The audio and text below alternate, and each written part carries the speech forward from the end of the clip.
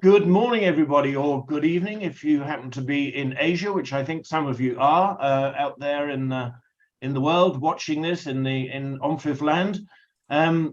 We have a group of sovereign borrowers from Central and Eastern Europe and so two asset management firms with whom we are going to try to plot how to navigate through volatility. Anybody who's watching this obviously knows that there is a great deal of volatility and there are a great many headwinds facing financial markets of every kind. And certainly sovereign borrowers in this region are no exception to that. Please ask questions through the Q&A function, which you all know how to use, I'm sure. I will see those on my adjacent screen and get to them perhaps about 2/3 of the way through. We might start asking some audience questions, but if you sort of want to put your hand up at any time, please just do so. So once again, welcome. Let me introduce our panelists in no particular order that I can discern here, but as they're written on my program. We have Marian Divjak, who is the Director General of the Treasury Directorate at the Republic of Slovenia, and he's got Ministry of Finance written behind him. Zoltan Kurali is the Chief Executive Officer of AKK, which is the government debt agency of the Republic of Hungary. Stefan Nanu is very glad to see him back in his old job. Thanks, Stefan. Stefan is the head of public debt management and state treasury in the Romanian Ministry of Finance. And we have joining us from Vienna, Markus Stix, who is the managing director of the Austrian Treasury. From the asset management side, we've got two firms represented. From Vontobel, we have Carlos de Souza, who is emerging market debt strategist and portfolio manager. And from GEMCorp, we have Simon Kikano-Evans, who is their chief economist. So I'm going to go straight away into one problem. Final quarter of the year 2022, debt is expensive. Borrowing costs you a lot, whether you're a householder or a sovereign republic. So I want to just take a quick temperature check of each of our borrowers here to find out if the cost of borrowing is the biggest factor they're considering as they look into 2023. So Marian, why don't we start with you? Is cost number one in your mind? Christopher, first, thank you for this invitation. Pleasure to be here. And to your question, it is very important, actually, factor from debt management perspective. It is not the most important. It is very important. In the last years, we worked very hard to actually bring the expenditures of the budget down from 3.2% of GDP to 1.2% of GDP. This was in 5-year time. Increase of nominal interest bill is something we are factoring in our analysis in the medium term. But more importantly, it is the credit spread which matters here. So the credit spread is what we are mindful of. We are doing everything possible to contain the credit spread in area which is considered constructive. We will actually, or we are designing the debt management strategy in the medium term actually to do everything on our side to prevent credit spreads significantly to widen from here. Okay, good. Zoltan, in Hungary, I mean, just as a background to this question, we all talk, of course, about windows, issuance windows, a favorite bit of market jargon. And we'll come on to both debt sustainability, which Marian has raised with us in a later question, and this whole question of flexibility and hitting the bid when it's there. But given that interest rates are, I don't think this is a controversial statement, going in only one direction, is cost a major factor for you, Zoltan? It is a major factor, but I echo what Marian said. I mean, obviously, our job is to provide liquidity for the budget. And as a result, obviously, we are price takers. Obviously, it is our responsibility to convey the message to policymakers that what is the information the price contains on the view on their policy. I think, so what is important? I think important is, as to when, so how to structure that in order to make sure that that in this environment you are actually well positioned for this cycle to turn, because obviously this cycle will turn at some point. Question is when, i.e. when rates peak and when sort of the market starts to price in decelerating inflation.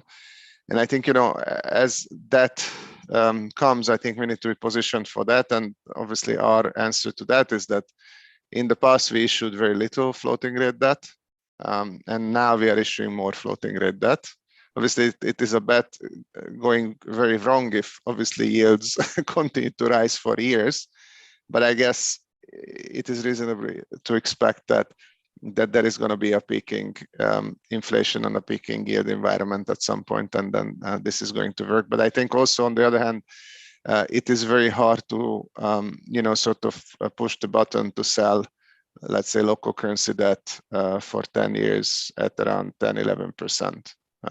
So yes, it is important, but obviously of secondary importance. I thought you were just about to say there, you were just about to give us a date as to when inflation was going to peak and interest rates were going to reach terminal level. Are you going to hazard a guess? We'll ask everybody else, so you may as well have your guess. I think, next year, there is a high likelihood that there is going to be a turn. Okay, good. And we're going to come back, of course, to domestic markets for all the borrowers here. And in Zoltan's case, of course, they've had quite a large interest rate hike from the central bank, so that's affecting that. But we'll come back to that. Stefan, what about the cost? So I can't go against the wind, so I'm on the same page with Marian and Zoltan. So first of all, we have to execute the funding plan. And I think here what's important is, of course, the fiscal adjustment is key. So for us, continuing this fiscal adjustment, which started basically from the COVID period up to date, and it will continue in next years, is key in order to be able to work out and being able to tighten the spreads and to reduce the costs. Of course, we are price takers, as Zoltan said. So if the benchmark, the core markets are heading upwards, of course, and all the regional and the local central banks are also in the hiking mood, so we have to accept higher costs. But I think we have to have a forward looking and to try to find that mix of instruments and that combination of external versus domestic that would not put too much pressure on a curve, would not create those type of let's say negative externalities that would basically create an additional pressure and will inflate the spreads even more than they should be. So in the Romanian's case, of course, we had to balance the external and domestic funding in order to be able to navigate through these volatile markets. And that's why we used pretty intensively the Eurobonds. That created, of course, this large supply created pressure on the spreads. And we had an increase of the spreads, which was actually higher than would be if we would be issuing less. But if we would be issuing less, that would create too much pressure on the domestic yield curve, which I would say that that's really a public good for a country. So the local yield curve, so we should be very mindful of where that curve is basically placed, and about the shape of that curve, and particularly in these moments, in this context, when the transmission mechanism of the central banks wants to create locally. So you have to be mindful what kind of let's say funding mix you are picking up in order to avoid sending wrong signals. It's interesting that both you and Marianne both mentioned the fiscal tightening as a way of reducing cost. I mean, I guess that's sort of obvious in a sense, but of course it's not something that's in the control of debt management offices like yourselves. It may be in the control of your political masters, but of course DMOs, or they just have to deal with what they have to play the hand they're dealt, don't they? Yeah, what we could do is just to feed in basically the decision-making process also when it comes to the budget, and therefore it's true. I mean, it's a political decision, the budgets, of course, but if they have this information and they have the prospects of what pressures could be, I think that's important in the final decision. Certainly, yeah. Marcus, talking of spreads, I know we weren't quite talking about this kind of spread, but your September issue, 3.5 billion euros, recorded the tightest ever spread against swaps for a Eurozone sovereign. So we've talked about spreads, so well done you on that. I'm not sure if it's a blessing or a curse, but Marcus, how are you looking at price as you look into 2023? Just quickly, and then I'm going to stay with you actually and ask you about what maturities you have to cover next year, and quickly go back to everyone else with the same question. But Marcus, please tell us what you think. Hello to everybody, a very warm welcome from the Austrian Treasury, and thanks for the invitation, Christopher. Yeah, the funding costs are very important because it's the taxpayers' money which we have to finance, and therefore the lowest possible costs over the medium to long term under a prudent degree of risk is a clear goal from the debt management strategy. But the second one is, and it's very important as well, the diversification in your funding. Look at the volatilities in the market, look at the increasing absolute nominal values. So it's very important to have a broad funding strategy, and that's why we decided last year to establish as well a short-term program with an auction system. Yeah, we'll come back to that if we may in a moment when we go to the specific topic of diversification. But just give us your thought on rates and cost, if you would. Yes. So after 3 years with negative yields, we have an average cost of 1% at the moment for this year's funding, and we expect higher funding costs for next year's. We decreased our annual funding maturity tenor. So from the last couple of years, we decreased it by more than 1 year, so that regarding the steepness of the curve, we are not facing with all the higher funding costs for this year and the next year. But it is clear, although we have a really conservative funding strategy, more than 11 years our average tenor in our portfolio, at some stage we will have higher funding costs on an average side as well. At the moment, we have from the average costs the same costs than last year, because this year we have redemptions of 3 benchmark bonds, and they were refinanced with new bonds with lower costs than the older one. So that's the reason.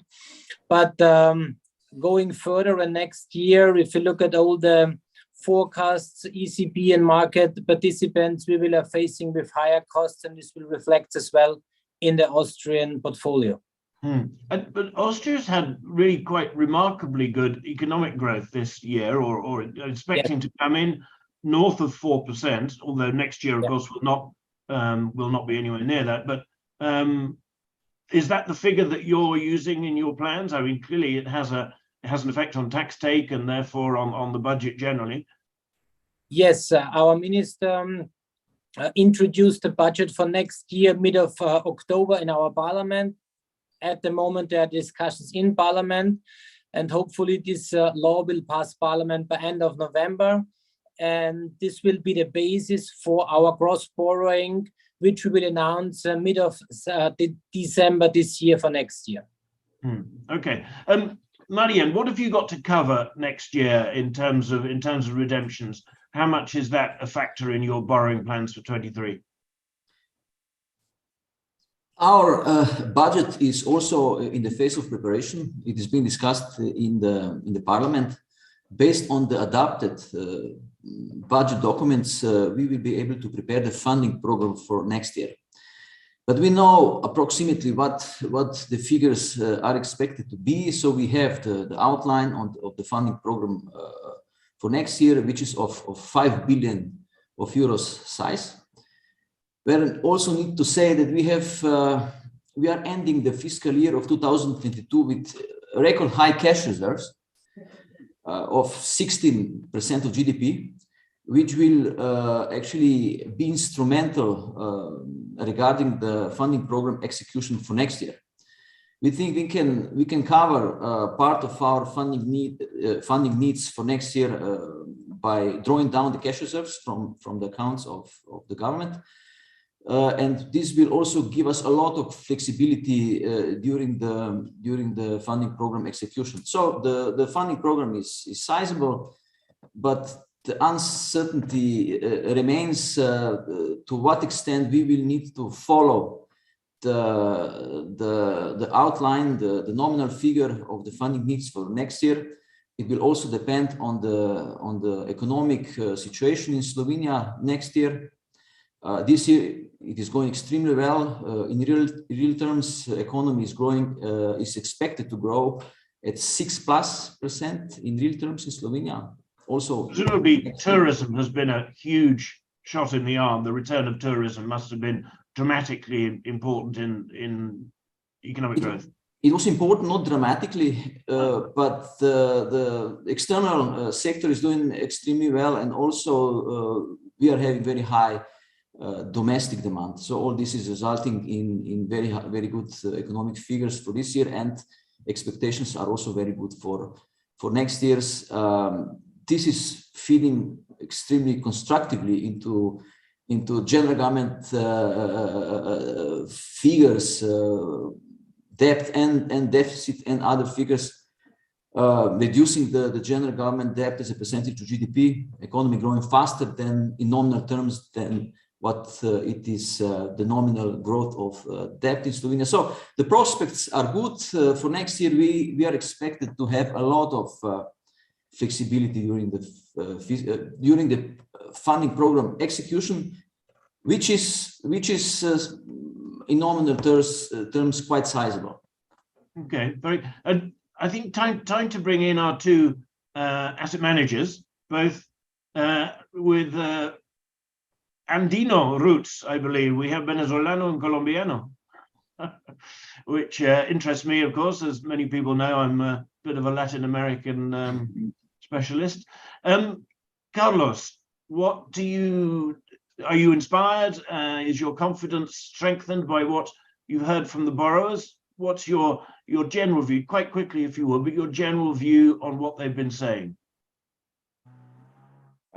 Thank you. So, well, it's always good to hear whenever treasury managers are concerned about interest borrowing costs and about having a balanced portfolio or a different sort of borrowing in their portfolio. So I think it's been, reassuring so far. We are, of course, as well concerned to some extent about rising borrowing costs. I mean, from a creditor perspective, it's a bit different. Of course, from a fixed income perspective, that has hit portfolios of all fixed income investors very hard this year. But it also means that when you go to a primary issue, and if the macro is not looking very bad, and in most countries it's looking okay, then higher borrowing costs in the primary issue is actually an attractive entry point for us as creditors. So I think in this region in particular, I'm not very concerned about high borrowing costs being undermining that sustainability in the medium term. Of course, assuming that global inflation eventually comes down, and that eventually comes, hopefully sooner than later. If we are wrong on that and inflation stays high for a much longer period, then I will be concerned. But so far, the expectation is that inflation eventually comes down, and those high borrowing costs actually translate into a good entry point from a creditor perspective, rather than a problem for that sustainability in the future. I mean, high borrowing costs, of course, is by definition a relative term. And we're so used to talking about higher borrowing costs as being a negative feature in the landscape.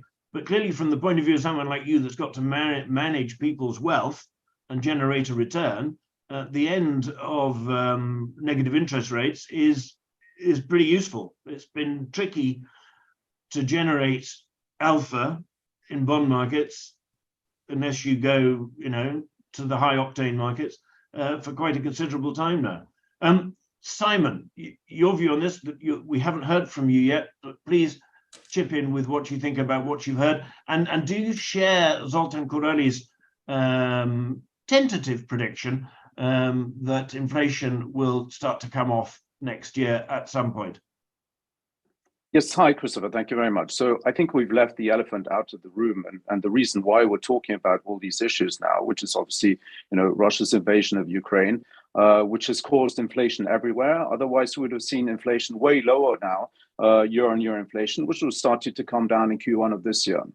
The second thing is obviously this has caused a lot of extra budgetary spending in a lot of countries in Western Europe, Central and Eastern Europe, due to defense spending, all these type of measures. And all of these things put together has placed a lot of these countries in a very difficult position. I mean, my own country, Austria, issued a 100-year bond only 2 years ago below 0.9%, and that was 8 times oversubscribed. So things have changed dramatically, and we have to face this. So I think the investor community sees this very clearly and also sees that it needs to do its part in supporting Ukraine, for example. In the future, we've seen this in the restructuring process, and we will continue to see this. So I think what we can see here, and we've heard 2 countries saying that their budgets are in parliament, they've been submitted by governments. I think that is extremely encouraging. This is a democratic process which goes on everywhere in these countries. And I think that is a very positive thing. And finally, on inflation, I'm optimistic.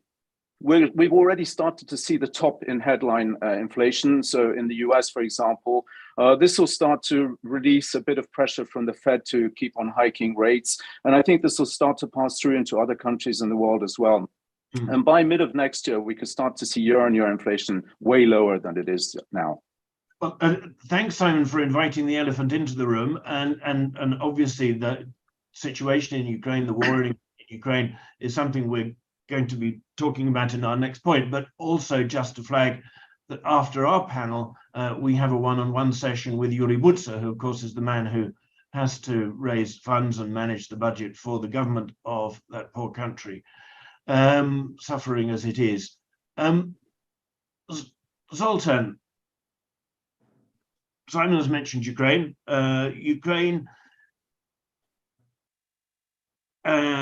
Inflation, energy costs, quantitative tightening. Now, Simon says that inflation is the fault of the war in Ukraine.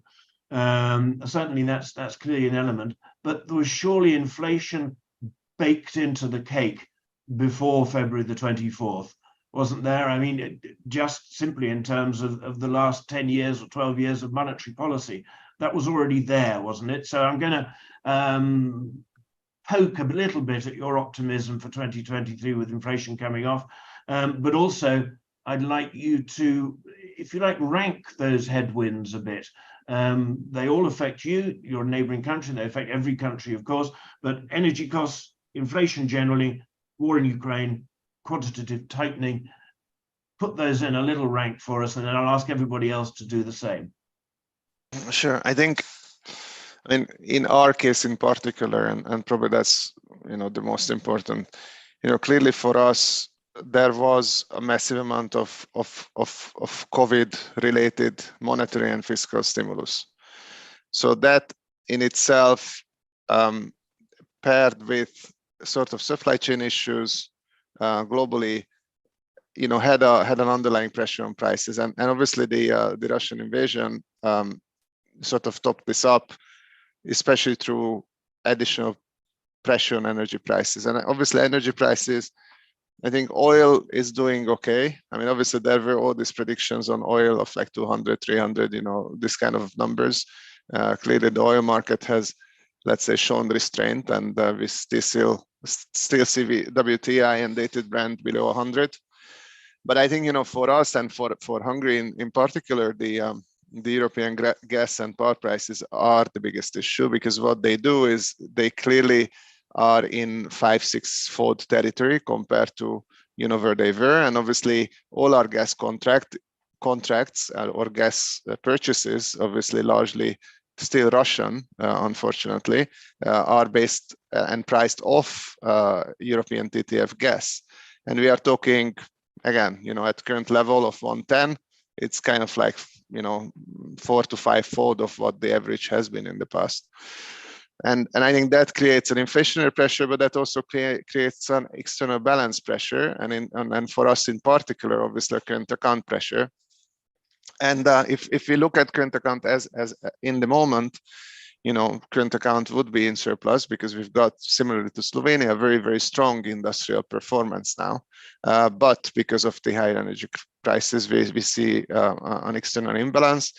And clearly, we have some overhang from COVID, as well as an election year on the budget, but obviously the government is very committed to cut that. So I think from the order of inflation sort of influencing factors, I think this is probably how I would rank an underlying COVID-related stimulus, supply chain, and some spillover, then the war, and clearly energy prices as a consequence, and then an imbalance on the external balances side, and clearly some budgetary stimulus because of various reasons. So I think this is it, and all of this in particular should move into the right direction for us to see a significant inflationary sort of or deflationary process or disinflationary process. Obviously, when I mentioned that we see inflation peaking, that doesn't mean that we will see sort of like 2 to 3% inflation next year. What it means is that hopefully we will see the prices going at a decelerated pace up, but I don't think it's going to be an overnight process to see sort of low single digit inflation numbers in the next year or two. I'm sure. And of course, you are quite right, as are others, to emphasize the economic fundamentals in industrial terms and commercial terms are pretty strong in Hungary. Now, Marcus, Austria has reduced its Russia supply of its gas from, I think, something like 80% to about half. But nonetheless, it still weighs heavily on you. And in fact, one of the raters recently mentioned it in respect of Austria and the impact of the cost of energy.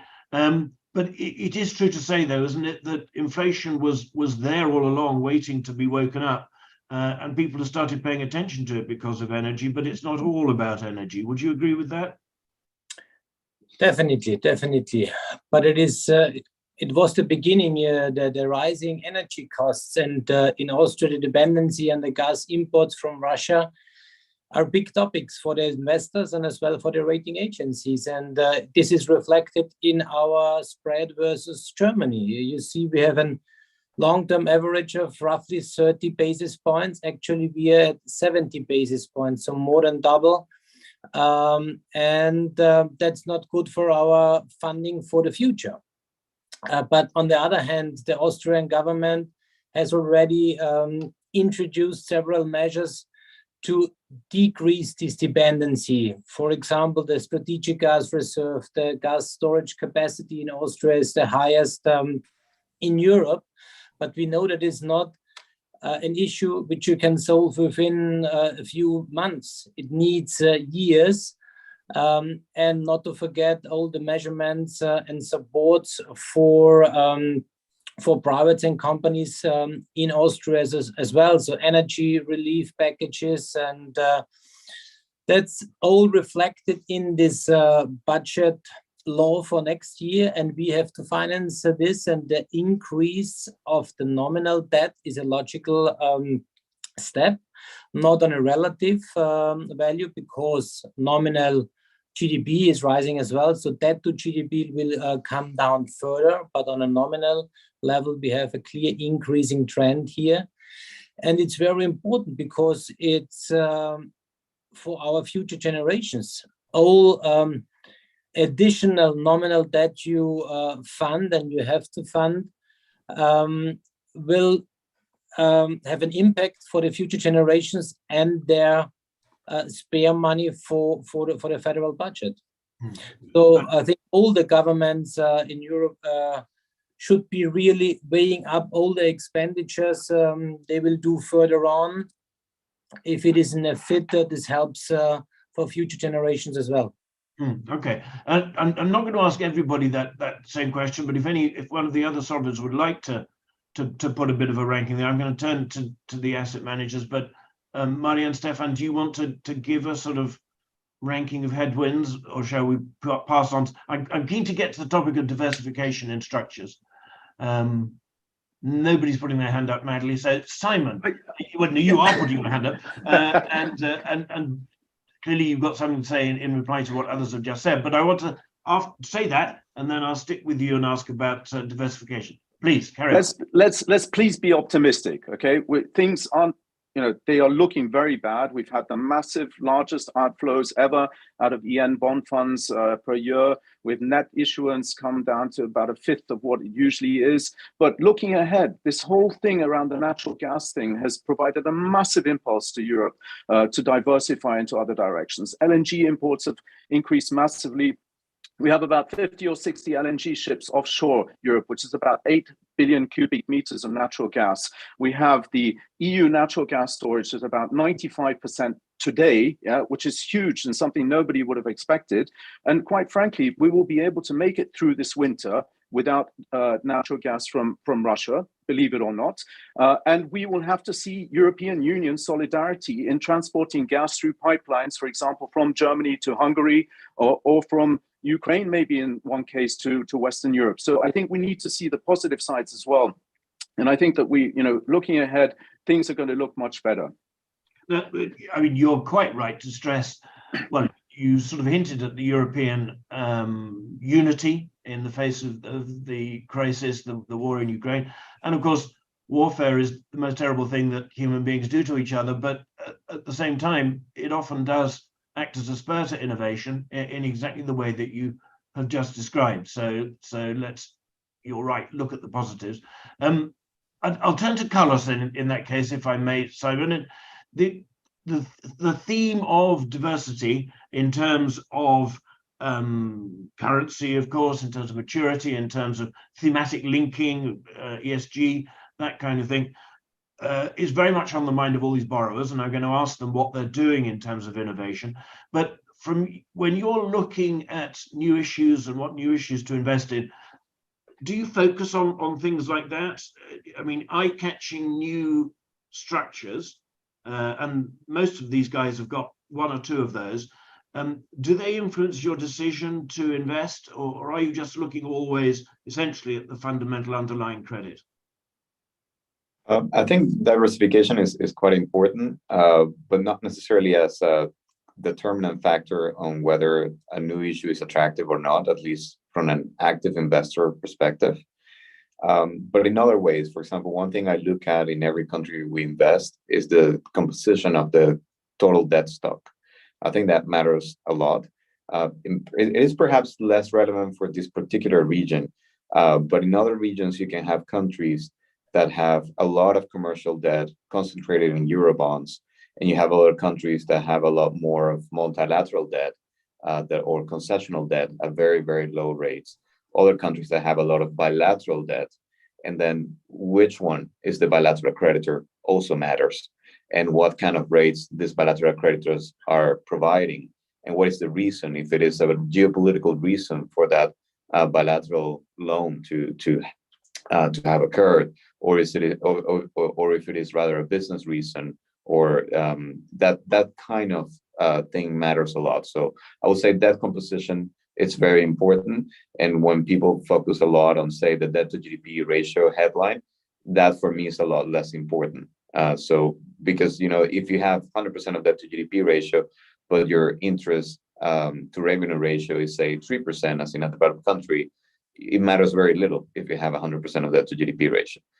Whereas if you have, say, 50, but your interest to revenue ratio is 40%, then that 50 may be already too high for a different country. So I think that that composition, the cost of that debt matters a lot for the sustainability, and that's certainly something we pay a lot of attention when deciding our asset allocation. But if it is about the currencies and so on, I think for me, it matters a little bit less. It matters still from a technical perspective. There are some countries that issue a lot in euro, for example, because their own currency is either pegged to the euro or is not pegged, but it's more related to the euro. So some treasuries feel more comfortable issuing in euro. And that sometimes can be negative in a way, because a lot of investors are benchmark investors, and they are benchmark investors denominated in US dollar. So some of this euro denominated paper sometimes has less demand and may end up having a higher borrowing cost for the credit. So, if you're a flexible active investor like ourselves, sometimes we do invest in euro denominated paper despite the fact that our fund is in US dollar, just because the return from investing in a different currency is higher for us. Yeah, so that's pretty much the perspective. I hope it brings some different view. Thank you, Simon. When you talk to your clients, would you talk to a group of clients and say there's some innovative new structures coming out in CEE fixed income? We should be taking a look at it from the point of view of your portfolio, or do your clients simply leave everything up to you? And do you like new themes, new structures per se? I mean, are eye-catching things intended to be eye-catching? Do they work from a sales point of view with you, Simon? Well, I think investors in general are trying to keep things a little bit simpler at the moment. And ESG has been an issue, obviously, over the last 5 to 10 years, and it's increasingly part of any investment mandate that you see out there from funds. Now, the situation that we have at the moment, especially with high oil prices, high natural gas prices, as was mentioned before, means that you're going to have to look for alternatives. But as Marcus mentioned, this takes time. You can't do this overnight. So you have, for example, a situation in Africa where African countries are being asked by European Union to start producing more oil or natural gas to deliver LNG ships. So then the question is, how do you build that into any investment model, saying, well, we're asking countries to produce more LNG, but actually we want to reduce the CO2 emissions. But this is a realpolitik, and this is a reality check that we all have to take into account. So I think as far as recommending to investors, what to do, the scope and the spectrum of possible instrument has diminished quite strongly in the last 12 months. But hope is not to be given up. As we look into the next 12, 24, 36 months, then I think we can start seeing more innovative instruments also coming out from the likes of the treasuries and CEE, etc. And I think that demand will definitely pick up. Okay, good. Now, Marianne, you opened this year, you opened the CEE sovereign bond markets in 2022. And you said to me the other day, you're planning to be out early in 2023 with your first sustainability linked bond. So tell us a little bit about that. Obviously, it fits into the whole ESG universe. Tell us a bit about the structure that you're planning. And I'd like to know also what examples you've looked at. There aren't that many sovereign examples, but how is your planning coming along, and why have you decided to do it? Yes. I mentioned earlier that we are having very high cash reserves, and this gives us a lot of flexibility for next year funding program execution. So what is our plan currently is to appear or to open the funding season of next year with by issuing new sustainability or the second sustainability bond of Slovenia. So I'm not sure we can be ready in the first week of January. We are also planning to properly or in depth to present the second framework, sustainability bond framework of Slovenia. So I don't think we can be on the market, and also we don't need to be on the market as early as first 2 weeks of January. So we prepared the first sustainability bond framework of Slovenia last year, and we issued the first sustainability bond of Slovenia last year. It went extremely well. Investors ranked according to their own metrics sustainability bond of Slovenia very highly. So it is a very highly rated thematic bond. It was the second issued among Eurozone countries, fourth in the world. So we didn't have many examples to follow. What we were looking at were actually green bond frameworks, social frameworks, because sustainability bond framework is a composition of the two. But we also wanted to be inventive. We wanted to add new elements of it. What we did was to outline the concrete project which were financed with the proceeds from sustainability bond of Slovenia. So what we are doing, we are continuing along this line. You can expect us to open the season issuing second sustainability bond of Slovenia, and then we go from there. So we are looking at US dollar market, yen market, inflation-linked market. We are reviewing all the tools, the funding tools which are available to us. Investors will understand that we are to issue or we are to use these instruments subject to market conditions. Euro cost of funding, issuing conventional bonds of Slovenia are actually funding costs to which we are measuring funding in using other instruments, and this is how we are to proceed next year.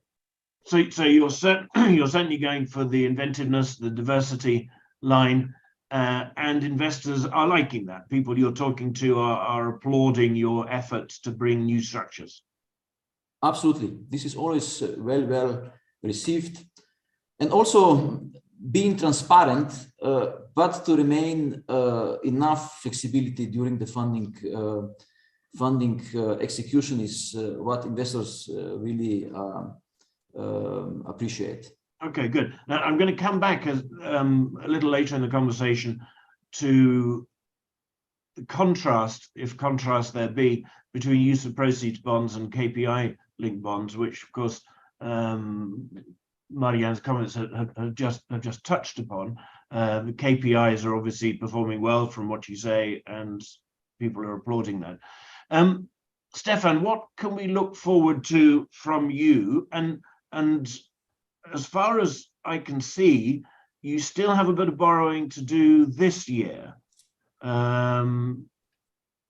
Is that the case? And what sort of structures, new structures, are you looking at? Yes. Actually, what is left for this year is basically on the domestic side. It's true that we announced this year a volume of Euro bonds of around 10 billion initially, and we did around 8 billion euros. But basically, we are on the same page with Slovenia here. So we have also a pre-funding which is actually created by having this buffer, hard currency buffer in the treasury, and that's actually the purpose of it, is to let us maneuver, in the periods when we consider that the spreads are too high or the costs are too high, and then to navigate and to be flexible in executing our funding plan. So what we are considering now as a base case is that we will not issue any further Eurobonds this year. Although I would say that lately the conditions for Eurobonds improved significantly, and we saw a very promising deal made by Poland just very recently with a very strong book and very good outcome, 2 tranches in dollars. Our spreads, for example, both in dollars and euros, went down by around 100 bips almost in about a month. So significant improvements. But what's left basically is the domestic issuance, and actually we have two large redemptions, one in hard currency, one in local currency, and we are basically assuming more or less a rollover of those to complete the funding plan. So on the net issuance basis, we are done for the year. Plus that we are carrying a buffer, which is also allowing us to be flexible next year. Another advantage we have is that all the large redemptions we have next year, they are coming in the second part of the year. And since we are playing this guessing game, so, you know, if one is guessing that the peak in the curves is sometimes early next year, so that might create, you know, of course, an advantage for us as well. In terms of diversification, we are also considering new instruments that we never tapped so far.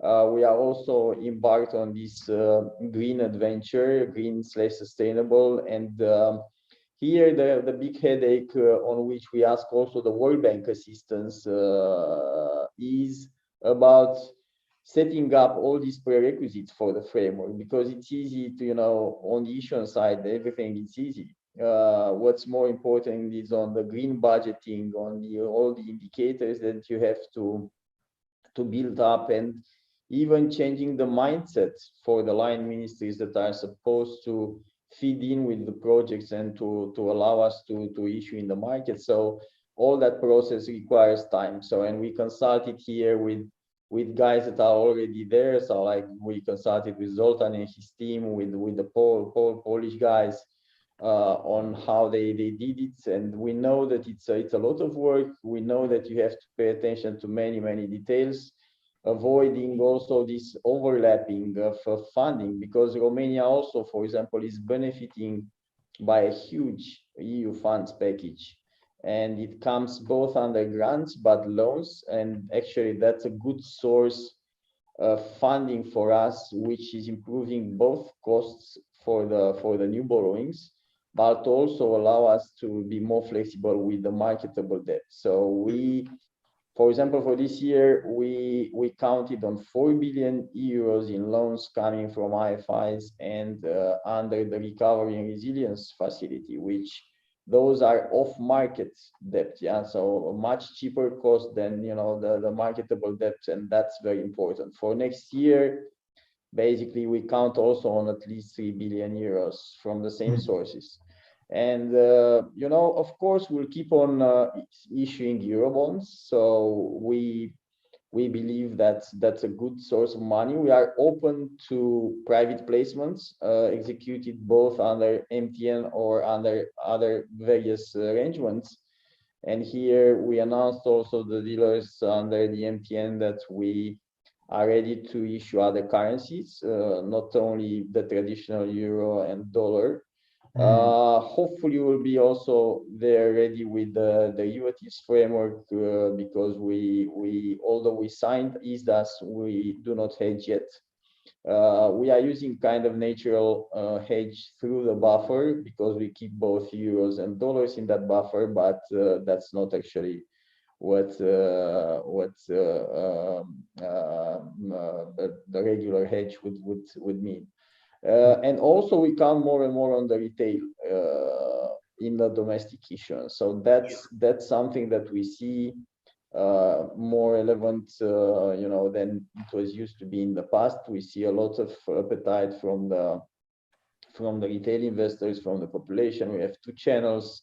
So far this year, for example, and we didn't anticipate that, we issued about 20% of the domestic issuance to retail. There is still a discrepancy between the government yields, because, and also, I mean, what's important is we did that without paying premiums to retail. So basically we are paying the curve, and we still have a lot of demand. Yeah. So because it's still a discrepancy between the passive rates of the banks and the yield curve of the government. So that makes attractive these instruments. Plus the taxation incentive, there is no taxation on the retail bonds of the government, so that creates attractiveness.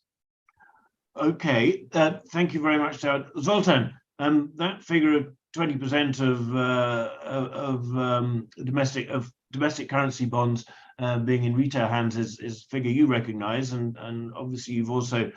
We're going to come on a little bit later, if we may, to talk specifically about domestic currency bonds. But I want to stick with you, Zoltan, to pick up on.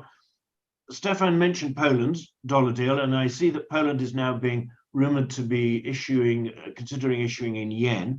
Now, you, of course, Hungary went early and large to the dollar market this year, and you also successfully issued in yen. Tell us a little bit about your currency strategy. Obviously, you're attracting a specific investor base with the yen deals, but tell us about the currency strategy, and then I want to find out about how that plays into your green bond strategy, and then I'm going to talk a bit more generally with everybody about green stuff and how the temperature is changing. Sorry, that's a bad metaphor. How the mood is changing perhaps a little bit. Zoltan, currencies. Sure. So currencies. So we have a rule that maximum 25% of our total central government debt can be in foreign currency. So that is a that is a numerical rule. So we run an optimal debt portfolio model, taking into account risks and costs and volatility. So within the 25%, now we are around 24% of total debt. Some of it is due to depreciation of the currency. But within the 25% range, we are present in 4 markets, obviously US dollars, euros, Japanese yen, and RMB, onshore RMB, panda bonds. So we have obviously issued in Japan this year, but we are a samurai issuer from like decades. So this is a very long history Hungary has with the Japanese onshore market, and we look at it not only as a market presence sort of argument, but also there is a fair amount of like real economy FDI coming from Japan, or that has come from Japan into car manufacturing largely, and supply chain to manufacturing. So China, obviously, we are present in China with a green bond program, a green panda program that NAFMI and the PBOC has approved, and we are in the process of actually completing a green panda deal in the Chinese market. We spoke about this earlier. It's it's public information. And there again, the logic is that it's not only a market presence. Obviously, we believe that the onshore, sort of CNY market has a future, and we need to be present. But there is also real economy related sort of argumentation for that. And obviously euros and dollars, and I think there was the argument on only euros. I mean, obviously euros was a great market until the ECB was buying bonds, and obviously clearly for a eurozone country, euro is a domestic market. But for us, who is not a eurozone country, it's a bit of a foreign market. And what we see in euros is lately, obviously beginning of this year, is that the demand side and obviously the order books for us at least, or for our kind of non-eurozone issuer, is not as strong as it has been. Obviously, all the algo type of bids are gone, the hedge fund bids are gone, because obviously there is no ultimate sort of purchaser on the market. And then US dollars, I think the argument is very clear. You need to be present, you need to have a curve, because the indices the international fund managers are using are basically dollar denominated indices. So you have to have your weight in the index, and therefore you need to be present. I think our strategy for the future is not going to change. It's going to be pretty much the same. So we maintain a curve in euros and dollars, and we continue sort of like venturing into or issuing, actually it's not even venturing anymore, so issuing into the Japanese and the Chinese market. Other type of currencies, I think, I'm also of the view of keeping it simple. This is for the domestic investor base. At the moment, I haven't detected a different type of domestic investor base in other currencies like Australian dollars or INR or anything like that. So we don't necessarily think that there is such a an investor base, but obviously in China, Japan, euros and dollars, there is clearly. Yeah, well, Hungary got past a few years ago the problem of Hungarians taking mortgages in Swiss francs, but might. Yeah, unfortunately, that would probably be a bit of a controversial topic if we were to start issuing in CHF again. Yeah. Yeah. Okay.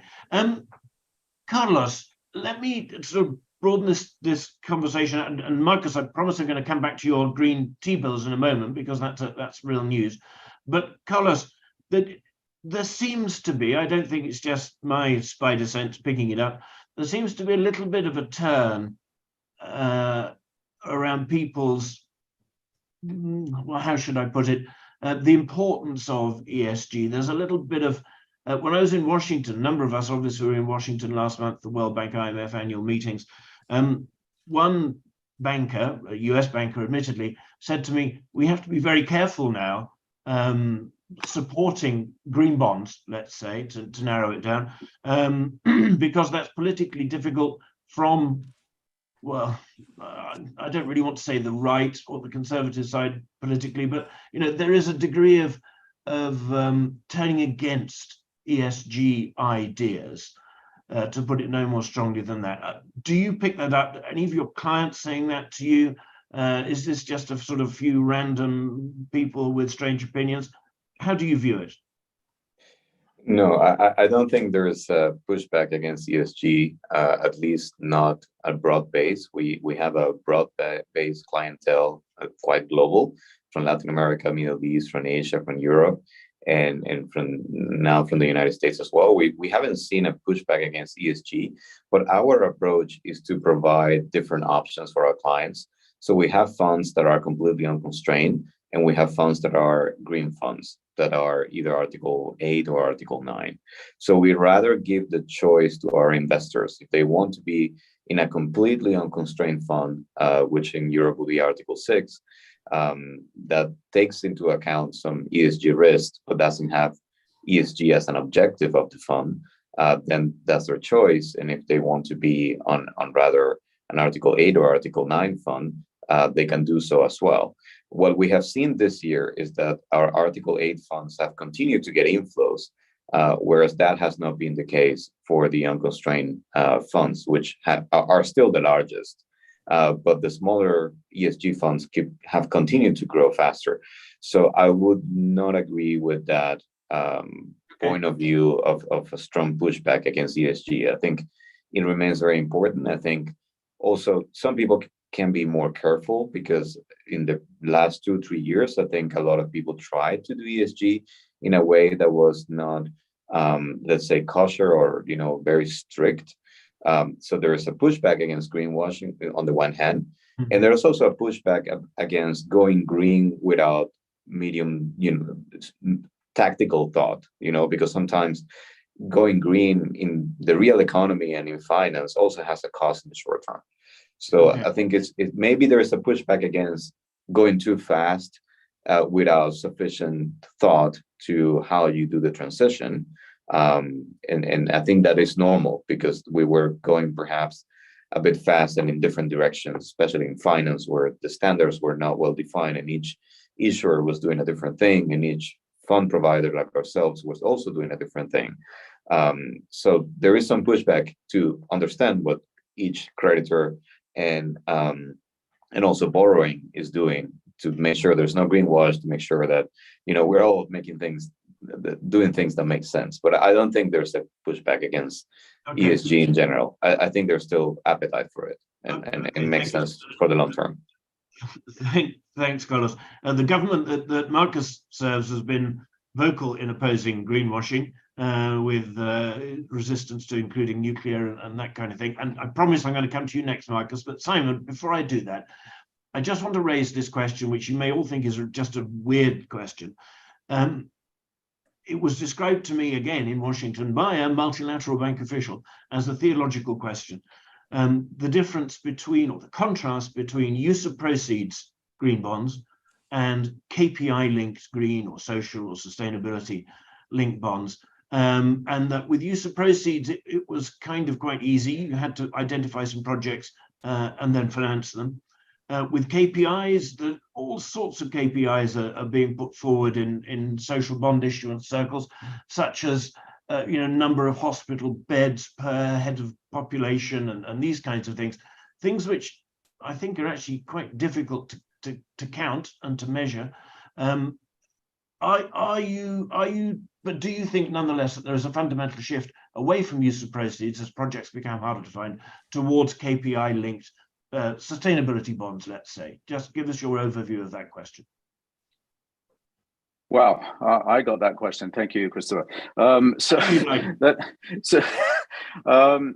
Let's face it, there is data. There are data on everything out there. So you can have bonds linked to any specific issues, hospital bed data. There's plenty of data out there from the World Bank, other institutions. You just have to look for it.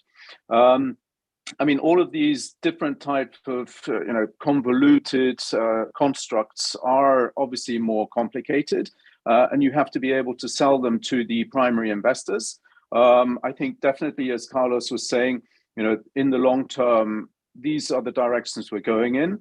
But it's going to be very difficult seeing all of these, hundreds of billions or trillions of funds going all into just ESG type of instruments. And as I said, this year we've seen a pause, if you like, in this whole process. I remember at some roadshows last year, towards the end of last year, investors asking, for example, specifically from sovereigns, what are your ESG plans? How do you plant cocoa, for example, for certain African countries? Is it done in an environmentally sustainable manner? And I'm sure that a lot of investors in the future, when we can focus on this in Western Europe, we'll be focusing on, how much do you invest or promote investments into things like wind farms, solar farms. France has just said they're going to promote solar farms on parking lots, which are bigger than a certain size. All these type of things will be very much in fashion, I think, as we move ahead in the next few years. Okay, I'm not sure I like the word fashion. It brings one or two negative connotations. Anyway, Marcus, I chose that word very carefully, and there is a lot of this in the whole process as well. Let's face it. I mean, one has to be very clear about this. There's no, one shouldn't beat around the bush on these issues. It is definitely something which has become more salient and omnipresent in investors' minds. And that's going to be what's defining the future in many terms.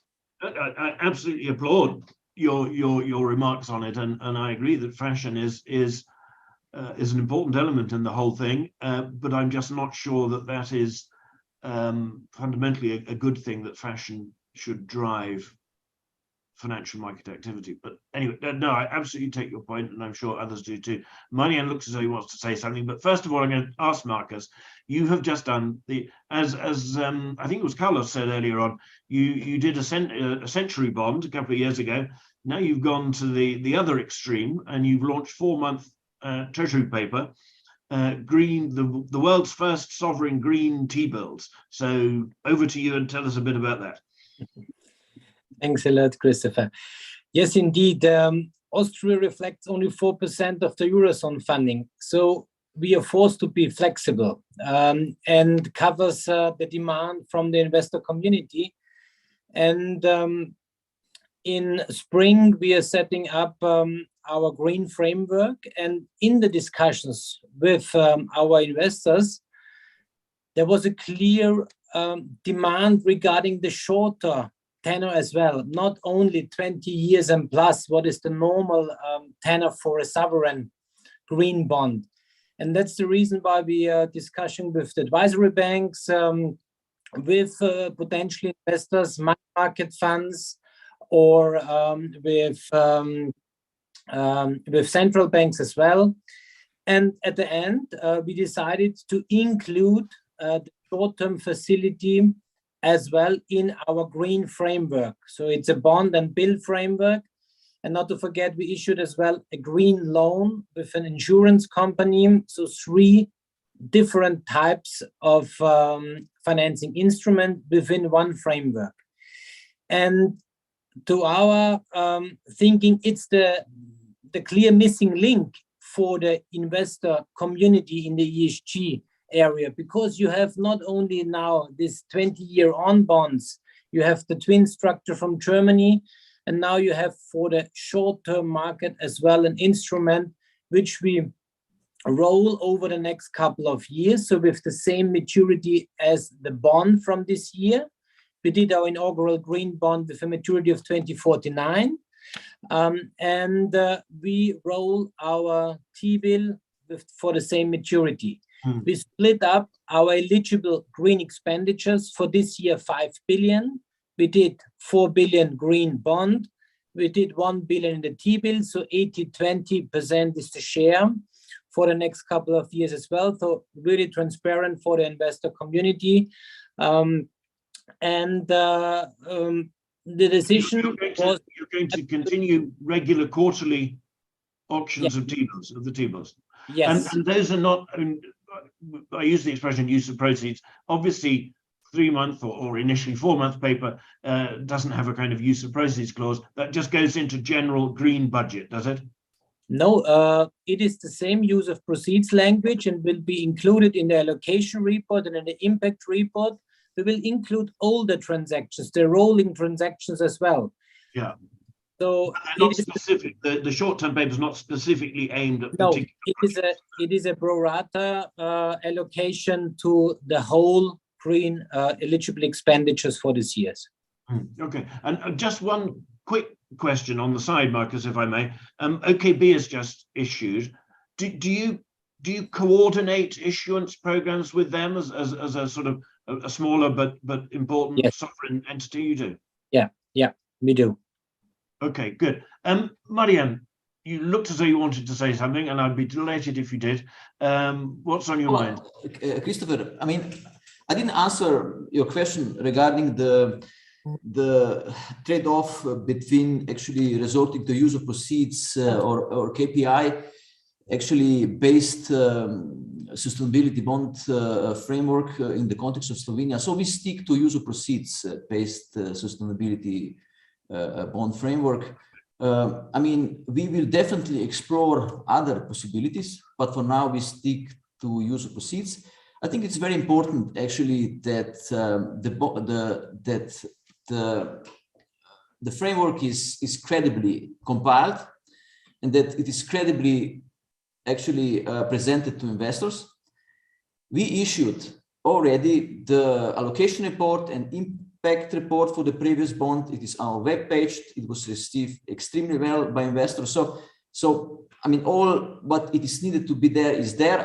I believe I will need to explain things very much into the detail during our next sustainability bond framework presentation, which it is expected for January. So to your question, I mean, for now we stick to use of proceeds based framework. We are to explore all the options which will be there going forward, but it is about transparency and credibility. Okay, my apologies if I mischaracterized your sustainability linked bond as a KPI linked bond. It's use of proceeds. Use of proceeds, exactly. Okay, now in investors, I just want to know, we're running out of time, of course, as we always do. But taking in your views, obviously the sovereigns here are not going to comment on other sovereigns in the region, but I'd just like a quick tour d'horizon from each of you on the question of debt sustainability across the region, and the countries represented here by all means, but the countries in the region in general. Simon, you turned your microphone on first, so we'll go first to you.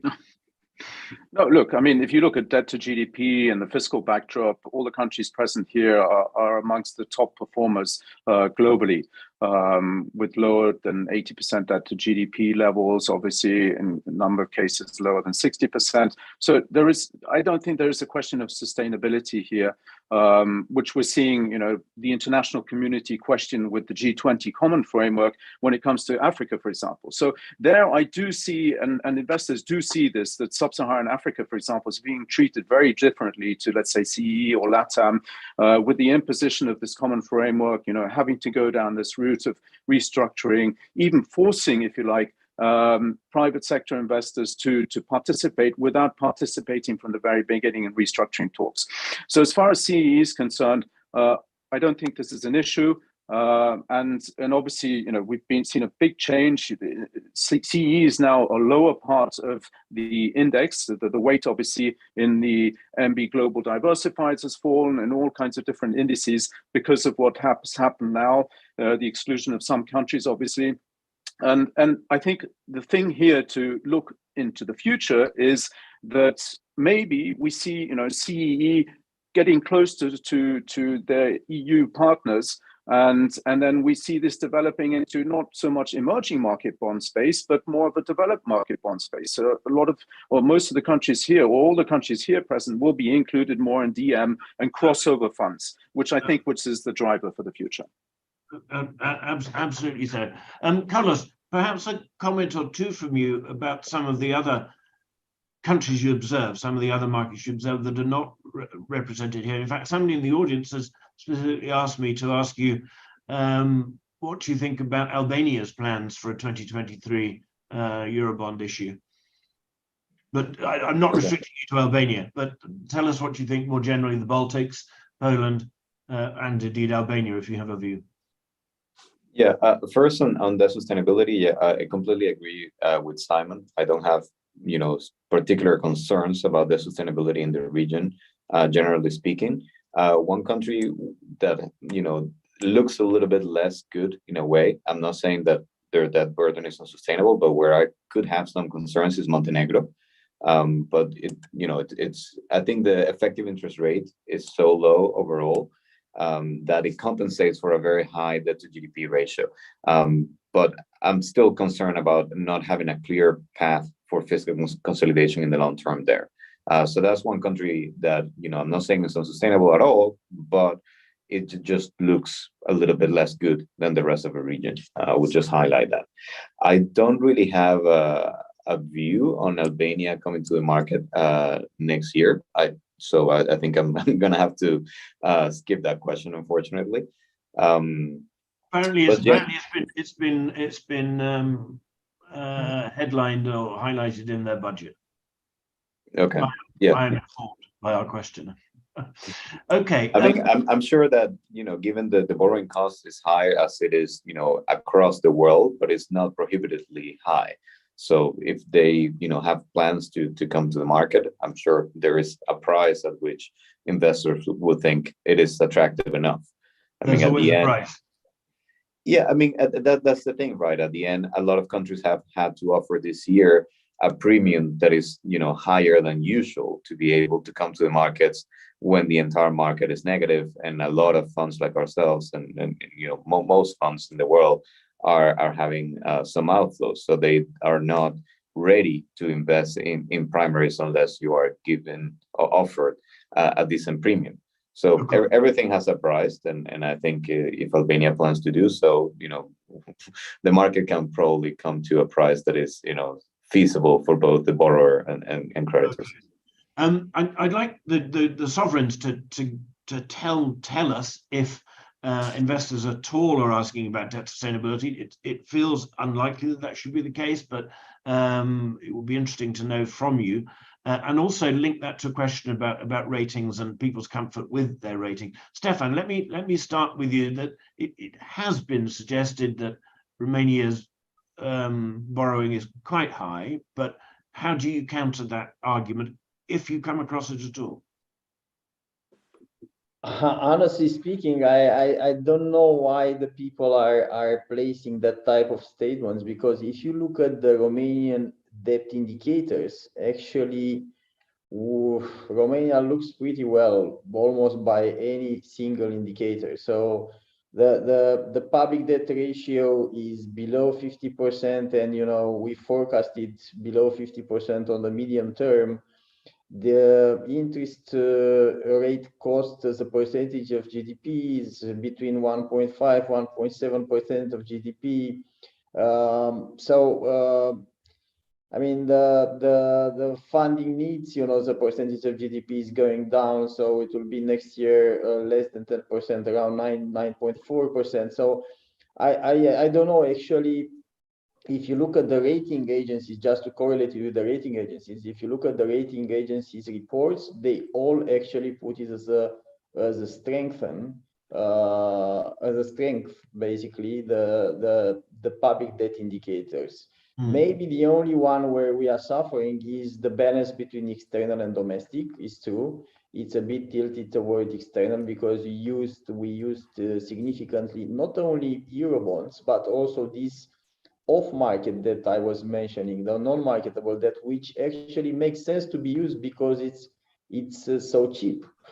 I mean, of course, that I would prefer to have such a funding even higher than that, because that actually makes up the figures and is reducing the interest rate burden. The only uncertainty about that is when you are disbursing it, there is some uncertainty because it's it has attached some conditions, or maybe adoption of a law, or in terms of, for example, for RRF disbursement, some payment request and approval from the Commission and so on and so forth. But that's important in nature. So on the ratings, we are a bit upset, and we had big discussions, last time with Fitch, for example. It's hard to understand, exactly their methodology and why, for example, they kept Romania as a negative outlook. Although we, again, if you compare us with the BBB median, we compare favorably in most of the indicators. So it's very. Don't worry, Stefan.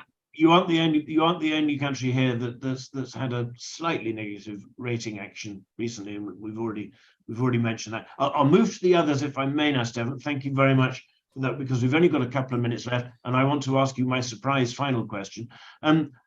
Zoltan, Marian, do investors ask you at all about debt sustainability? Is it even a question? And a word on ratings too, from each of you, please. Marian first. Actually, we discussed what the general government debt as a percentage of GDP, according to ESA methodology, is actually expected to be in the medium term. So this is discussion which we have with investors. To my knowledge, and I met a lot of investors, I talked to investors a lot in the last year, I don't recall that debt sustainability actually term would have been used during our conversation. So what we are actually, what I'm trying to articulate is that actually it is very important for a country to have enough fiscal stimulus, fiscal space to support the economy when this is needed, and that there is successful fiscal consolidation which follows to bring general government debt as a percentage of GDP back to levels which are actually, let's say, steady state general government debt levels, which we all have in place as far as our debt management strategies. So this is very important. And if you ask me, we are, I mean, you've mentioned correctly that actually it is about the fiscal policy which is driving the general government debt level in the medium term, in the long term. It's about being prudent regarding the fiscal policy, but still we can actually have or maintain some sort of flexibility through the cash buffer, through how we actually execute funding programs to help actually bring general government debt as a percentage of GDP down, and to meet our end of year targets. So we have our end of year targets in place, and we do everything to meet these targets. I remember the year 2020 when actually Slovenia position on the capital markets improved significantly. So Moody's brought the rating of Slovenia for one notch up. So the yield curve of Slovenia credit curve flattened out significantly. We issued 30-year bond of Slovenia at 0.5% yield in 2020, so very constructive response by investors. The book was 7 times oversubscribed, but we had the general government debt as a percentage of GDP target in place for the end of the year. Okay, I'll stop you there if I may, madam, because we've got literally 2 minutes left. Zoltan, is it ever a question for you, and are you comfortable with your rating? And I'm going to ask you the surprise question first. So no and yes. Okay, good, right. So the surprise question is, obviously DMOs the world over never talk about other DMOs, but I'm sitting here in London, as you all know.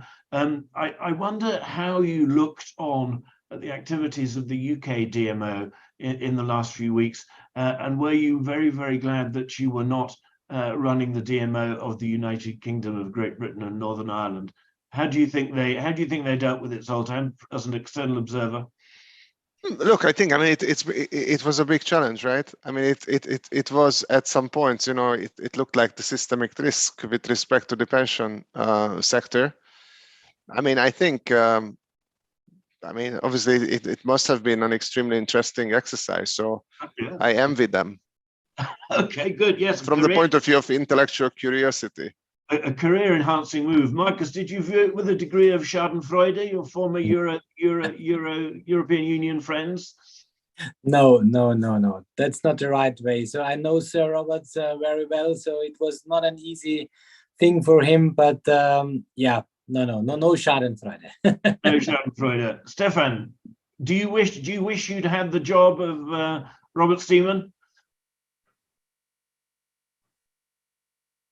Stefan. Yeah. Are you jealous of that intellectual challenge as Zoltan is? Yeah, I agree. I agree with Zoltan. Although, you know, it's like, you know, you would like to be there, but in a way you wouldn't. So, you know, I mean, I can imagine what was the pressure on them, and, you know, what kind of plans and, you know, plan B, C, and so on, you know, they had on the table. And when you are caught in all these discussions that are actually political discussions, then you are a taker, and you don't know what's next, you know, how the things will be the next day. So it should be, and that's on top of the volatility, which is, you know, for everybody these days. So I don't know what to say. I mean, of course, intellectually, yeah, it would be interesting to go through that. Marian, did you follow the twists and turns of that story closely? I did. So I have full confidence in colleague of ours, Sir Robert Steeman. He will do his best with his team. But we have we will have our own challenges going forward. So I'm very positive how UK Debt Management Office will deal with the current situation and in the medium term. Very good. Thank you. A vote of confidence. I'll resist the temptation to ask Gemcorp and Vontobel how much money they made trading sterling last month. If you want to answer that question in 5 seconds or less, please do so. I will just add to this whole thing that what happened in the UK can happen anywhere in the world. This is a systemic issue, and, you know, we should all be aware of the fact that this can really happen anywhere in the world. Okay, well, my old friend Jerome Booth used to be very fond of saying the difference between DM and EM is that in EM you get paid to take the risk. Carlos, last word to you to close the panel. Yeah, as an EM only investor, you know, whenever anyone complains about volatility, now I can point that, well, it's not that volatile if you compare it to the gilts market. So, you know, but that's only as an EM only investor kind of point of view. But okay, well, hopefully we'll get together and talk about some other EMs together in the future.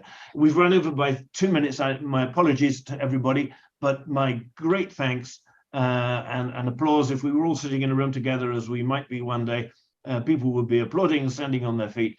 Thank you all very, very much for your interventions, your answers, and simply for being here and representing your country so very, very well. Thank you all very much.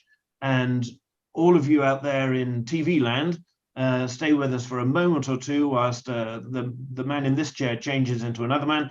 My colleague Clive is going to talk to Yuri Butsa from Ukraine. But thank you very much. Goodbye. Thank you. Bye-bye. Bye, guys. Bye-bye. Bye-bye. Hello, everyone. Thank you for staying on, and thank you to all of the panelists that took part in our first discussion. A lot was covered there. It's nice to hear some positive views on the market. Obviously, we're living through challenging times, but the issuers that joined us earlier certainly seem to be well placed to cope. And as always, at an SDI event for OMFIF, it was great to have a group of investors give their views as well. Obviously, that adds a lot to the conversation. Talking of conversations, I am delighted to be joined now by Yuri Butsa, who is the Government Commissioner for Public Debt Management for the Ukraine. I don't need to go into any detail about what's happening in the Ukraine at the moment, but Yuri and his team have been doing a fantastic job of keeping the finance flowing into the country for its incredible needs that it has right now in the most difficult of circumstances. Yuri, I'll come to you in a second, but we'll talk in a bit about the asset and liability management program that you announced in July and that you executed over the summer. And we have, I know, one or two investors with us today who took part in that exercise as well. But when you announced that, I think it's just be worth reading out what you said. This was on July the 20th. The Russian invasion of Ukraine poses extraordinary risk to Ukraine's economic, financial, and social fabric and to its territorial integrity. The disruption to fiscal cash flows and increased demands on government resources caused by the war has created unprecedented liquidity pressures and debt servicing difficulties for the government. It has been a continuous challenge finding adequate funding sources for Ukraine to cover critical defense, social and humanitarian costs and to begin planning for the post-war reconstruction of the country. Unfortunately, since July, those needs have not changed. Maybe they have become even more pressing. But Yuri, just to start off, before we get onto the financing side, I think it would be very interesting for all the people who are listening in today. And by the way, those listening in, I'm sure you will have questions for Yuri. So please do post them through the Slido function that you will see through OMFIF Live. But before we get to the financing side, maybe we can talk a little bit about some of the operational challenges you faced, Yuri. Obviously, in recent times, you have had your energy infrastructure targeted. And I know there are many blackouts within Kiev and the rest of the country as well. I think also you are subject to cyber attacks in a fairly frequent way. And across all of this, you are trying to not just financing a war effort, but effectively financing the everyday lives of people who without you would have nothing to fall back on. But let's maybe you can just give us a couple of minutes on how your team are coping with the operational challenges that you're facing today.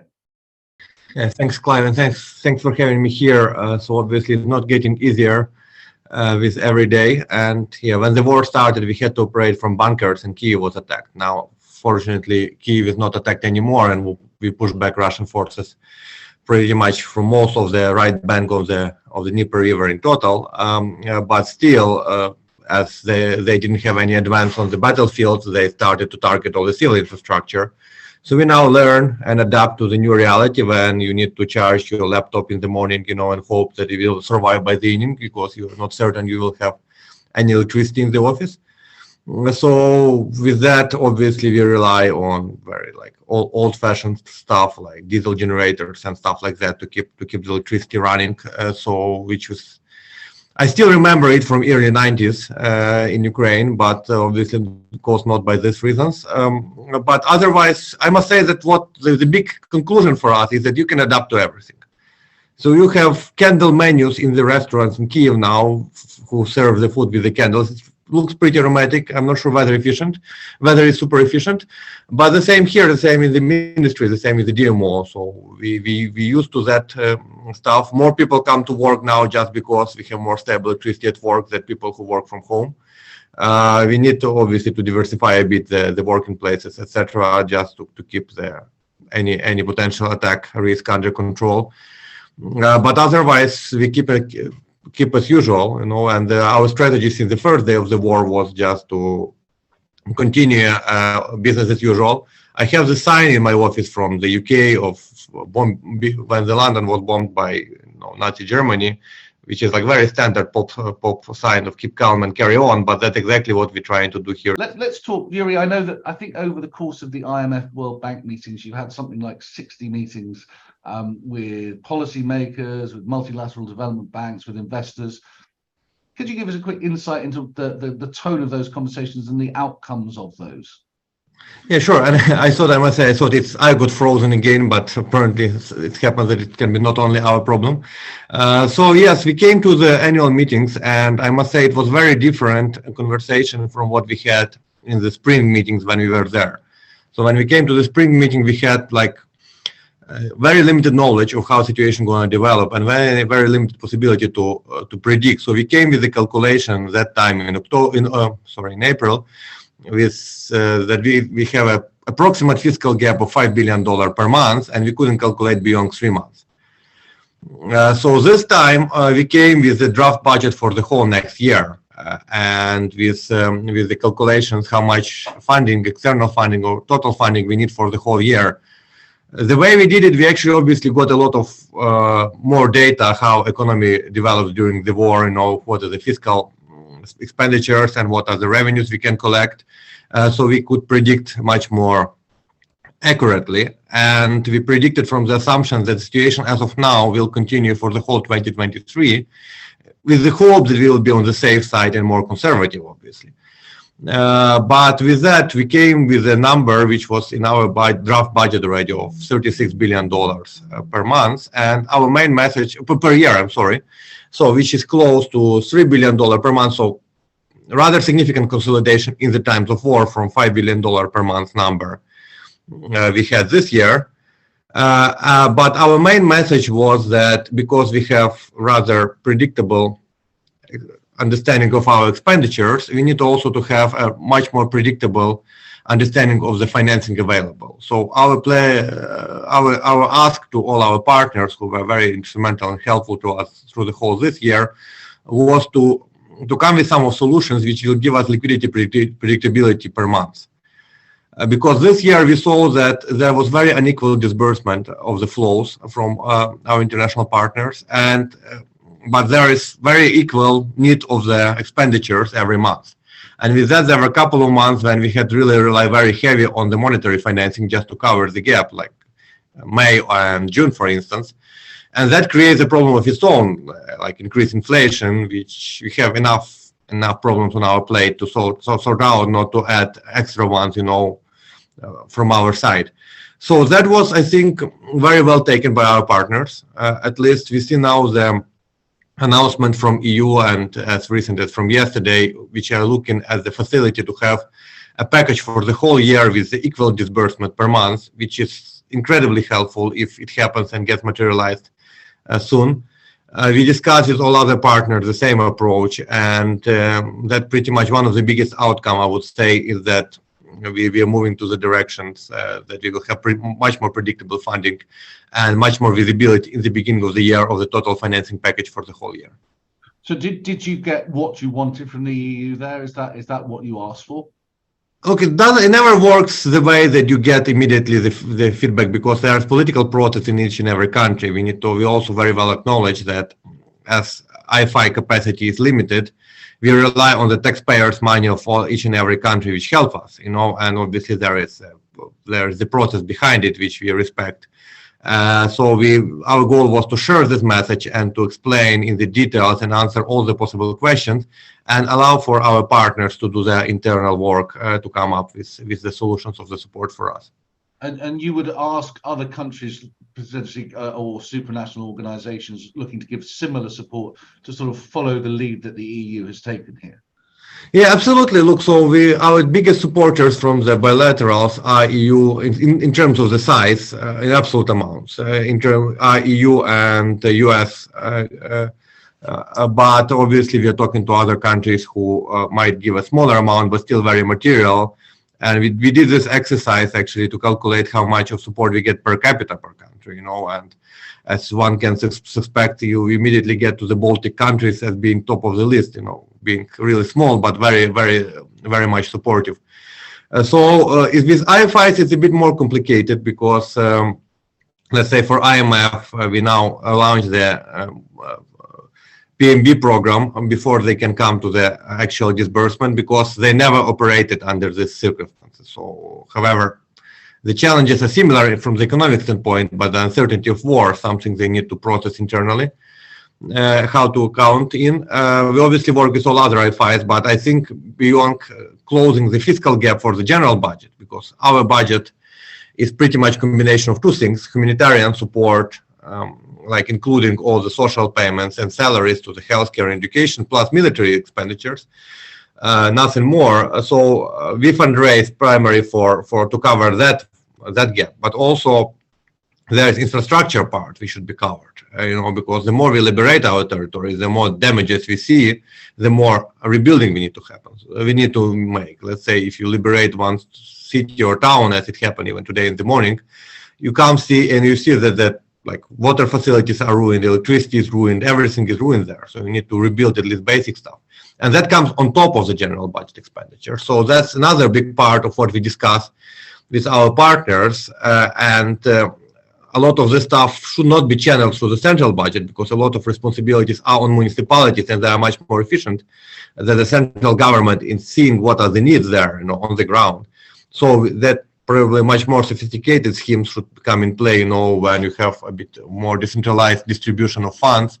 So that's another big part of the exercise we are doing here, which goes on top of our Ministry of Finance activities to fundraise for the budget. We'll talk a little bit more about the state budget, which I know is recently released in due course. One other thing that we noticed was that you have an agreement, I think, with Canada. Canada is going to issue a retail bond where the proceeds will come to Ukraine. So talk us a little bit through that plan. I think there was something similar with the US during the Crimean situation in 2014. But that deal, I think, has not come out yet. But is that also a template when other countries are maybe listening into this, or other investors, is that also a template you might be looking to do elsewhere, or is that very much a specific one-off that Canada is doing for you, Canada having a substantial Ukrainian expat population, of course? Look, so it pretty much it models what we did internally when the war started. We relaunched our domestic bond market immediately after, but we rebranded the short end of our curve to the military bonds or war bonds. And that actually drew a lot of attention from domestic population, and we got a lot of inflows from households, from private individuals buying our domestic bonds. And then we started to get a lot of calls from Ukrainians, or not even Ukrainians actually, from all over the place, but a lot of calls from Canada and from US, how can we buy your domestic bonds? And because our domestic bond infrastructure is suited for institutional investors from abroad, we had a natural limitations to how to channel the retail demand there. And we started to explore how we can do something both in Canada and in US, and talking to the authorities there.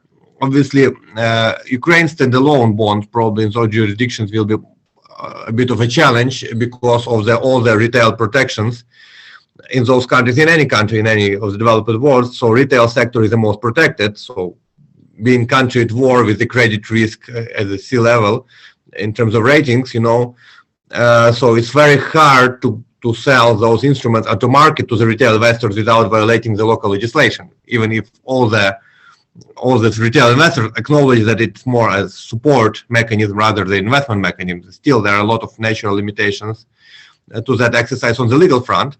So then, but I think Canadian Ministry of Finance took it on board, and I discussed it also with Krista Freeland when I had occasion. She's a great supporter of Ukraine in all the aspects. And they came up with a solution that they will be the issuer, and they target those supporters, which once again is not only Ukrainian diaspora. I think we got a lot of calls from and emails from just regular Canadian citizens who have no ethnical attachment to Ukraine who wanted to help. So they announced this instrument of the sovereignty bond, which any and each, in my understanding, retail investor in Canada can participate. And I think that can be modeled in other countries, because that clearly shows that there is a public support to help Ukraine. Goes against some of the narratives which Russia tried to spread in all our partners, that you need to be inward looking in terms of support and reorient those expenditures. Why do you help Ukraine, etc. So this type of public support clearly shows domestically in all those countries that there is not only top-level political support, but political support from the population, right, to help Ukraine to come through this through the war and came out stronger. So I think even from that standpoint, it's a very important factor for us. The issue you mentioned about the credit rating, I mean, credit rating agencies are in a tough position here. They clearly have to do their job, and as an investment right now, Ukraine must be seen as riskier than it was maybe 9 months ago. But do you have conversations with investors that go beyond that show that they understand that, you know, there are particular causes for the low rating agency, low rating right now? Look, I think our discussions with the investors show very well that they have much more nuanced understanding of the situation. Because rating agencies, obviously, they stick to the methodology. If you plug the numbers into the methodology, it will not look nice, given where we are now. If you look at the story of the country, obviously, we didn't do anything wrong on the monetary and fiscal to come to this type of ratings. So, and we even tried to preserve, both through the fiscal consolidation, but through the prudent monetary policy, our achievements pre-war, and came out of the war really with as stable a macro framework as practically possible.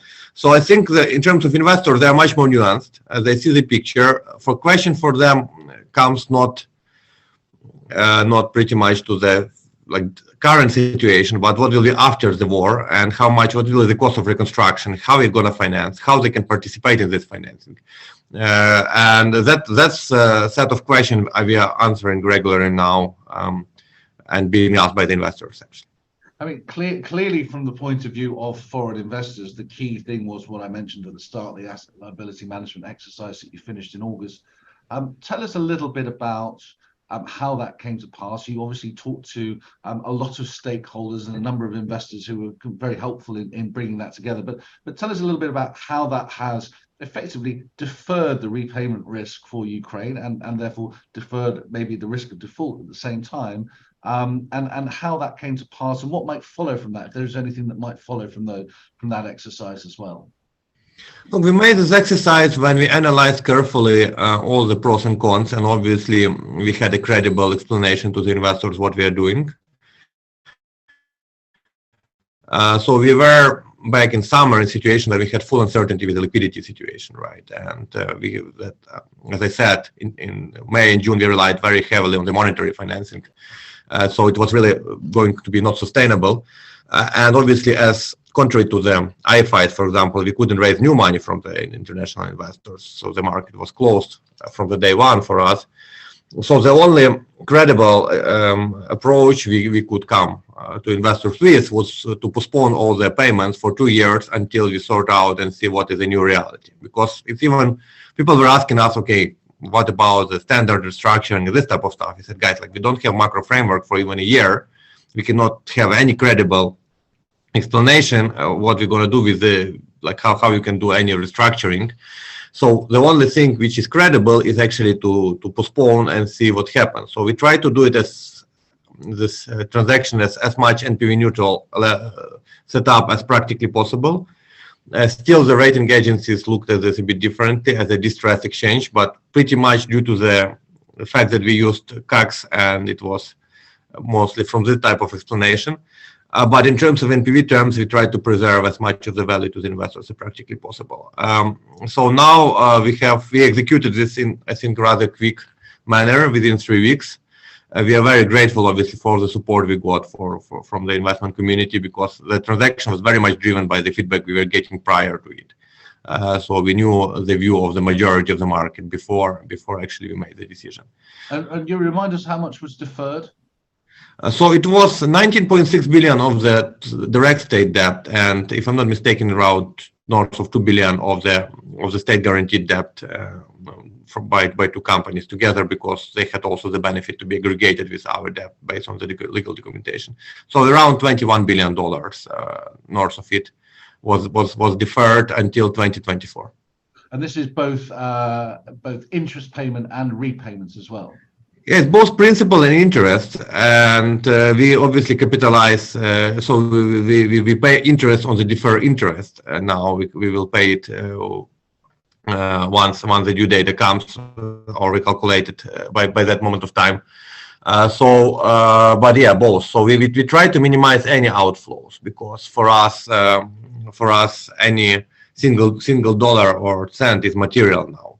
And now story shows that we were right, because to do this, because now we are in November and we see that some of those promises of the financing we were hoping for just will not probably materialize this year already.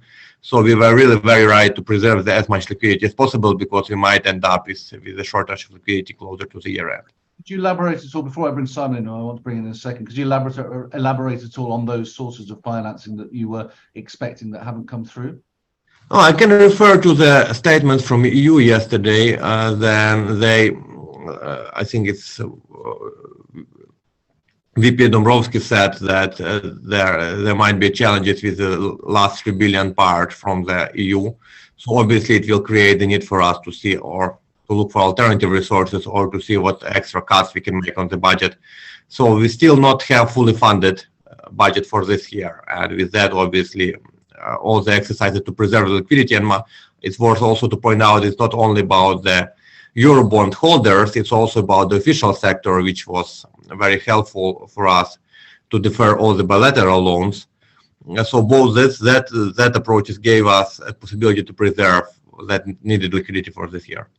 Okay, I'm going to come to Simon Quijano-Evans, who we spoke to earlier. GenCorp, Simon, was, I think, one of the investors heavily involved in the discussions around the ALM exercise, and a big supporter of the efforts. Talk us through a little bit your thoughts as an investor through that process, and how you think it works, and a little bit about the work that you did with Ukraine. And then if you do have a particular question from Yuri, do please put it. Well, I'm actually going to just maybe ask one or two questions, if I may, to Yuri.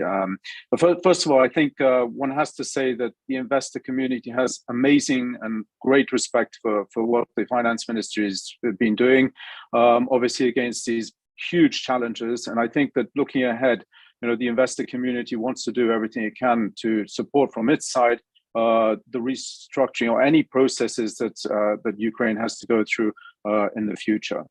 I think maybe my two questions would be, to Yuri, maybe how are you dealing with the day-to-day process, and how is the population in Ukraine dealing with what's going on? And you've often mentioned, the take-ins that you have on the budget side, etc. That would be my first question to you, Yuri. I think in terms of population, maybe if you come from the numbers, obviously you see that the consumer demand is rather stable. So obviously there is now, you cannot buy a power bank with a normal price in Kyiv, but otherwise, or the diesel generator or something. So, but otherwise, I think there are no panic mood in the population. So everyone is doing their job. So businesses start to work more, and we see a bit of pickup of business activities. But if you want to see the regular life in Kyiv, for example, so you see not big difference, except of the traffic lights not working very often, not big difference from what you had the pre-war. So I think people got used, and that's the big discovery actually for us, how adaptive are people, and how quickly they adapt to the new reality. And obviously it's not as it was before, but it's not dramatic. The more issues are closer to the front lines, when all the cities are being shelled, and people, we want them actually now to move from some of the places where when it gets colder, there are no central heating, and there is still very, very hesitant to move. So we have actually much more opposite trend that immediately we liberate any city or town or village, people who are moved from there want to come back as quick as practically possible. So we need to balance that one, because we care about the safety of them a lot. But the general mood is very resilient. So everyone wants to win this war, and everyone does whatever is needed to do it. And if you're not fighting, or you're not working with the government and ensuring that the government is operational, the key things you can do is actually to do what you did before the war, and to go to your job, to work, to spend, to do the regular business activities, not to create another like pressure for the economy. And Yuri, what, if I may ask, what would you expect, or what would you like to see from investors? Because we all know, you worked very hard to gain market access over the last 5 to 10 years. Again, it was a bumpy ride. People gained confidence, obviously, in the Ukrainian growth story and the Ukrainian reform story. What would you like to see from investors with the interaction that you're having with investors? Is there anything that's missing in your view? Look, the biggest thing I am now preoccupied beyond my regular negotiations on the financing is how to bring back private sector. And why I'm talking about this, because we have a very big cost of reconstruction in the country. And reconstruction, probably not rebuilding what was damaged, but building it back better, if I may use this term. We obviously understand that from one side, the current credit risk of the country doesn't allow for any market access.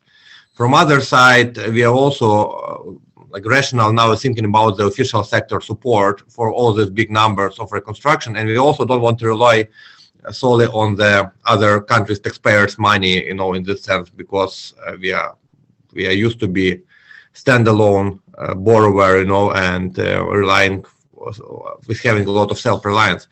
So what I'm busy with now about thinking, and analyzing the examples of using the public sector to bring back a private sector, and all the solutions starting from partial guarantee schemes which were used in the past, but also coming back to the historical examples of the Brady bonds, for example, or other typical solutions.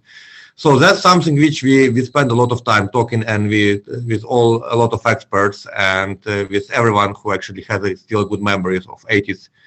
Not many people left, but we try to talk to each and every of those to get a knowledge of how you can actually leverage on the public sector willingness to support to bring back the private sector with proper risk sharing, but also this is the suitable for us costs, because we will not be able to finance the reconstruction. We might be able to finance the budget only with official support if everything which we discussed will come in play, but I'm really skeptical we'll be able to cover all the reconstruction. And it also worth to remember the reconstruction happens not only through the budget. There are a lot of private businesses that are damaged, which also need to have.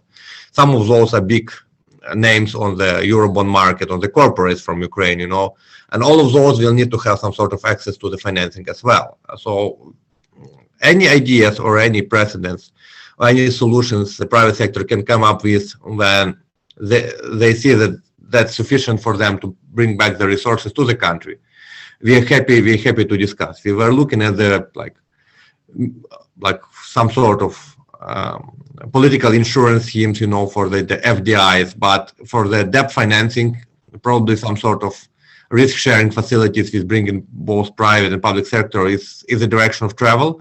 But we're happy to hear any ideas which can come up there and any models. So that's our primary interest at the moment of time. Thank you very much.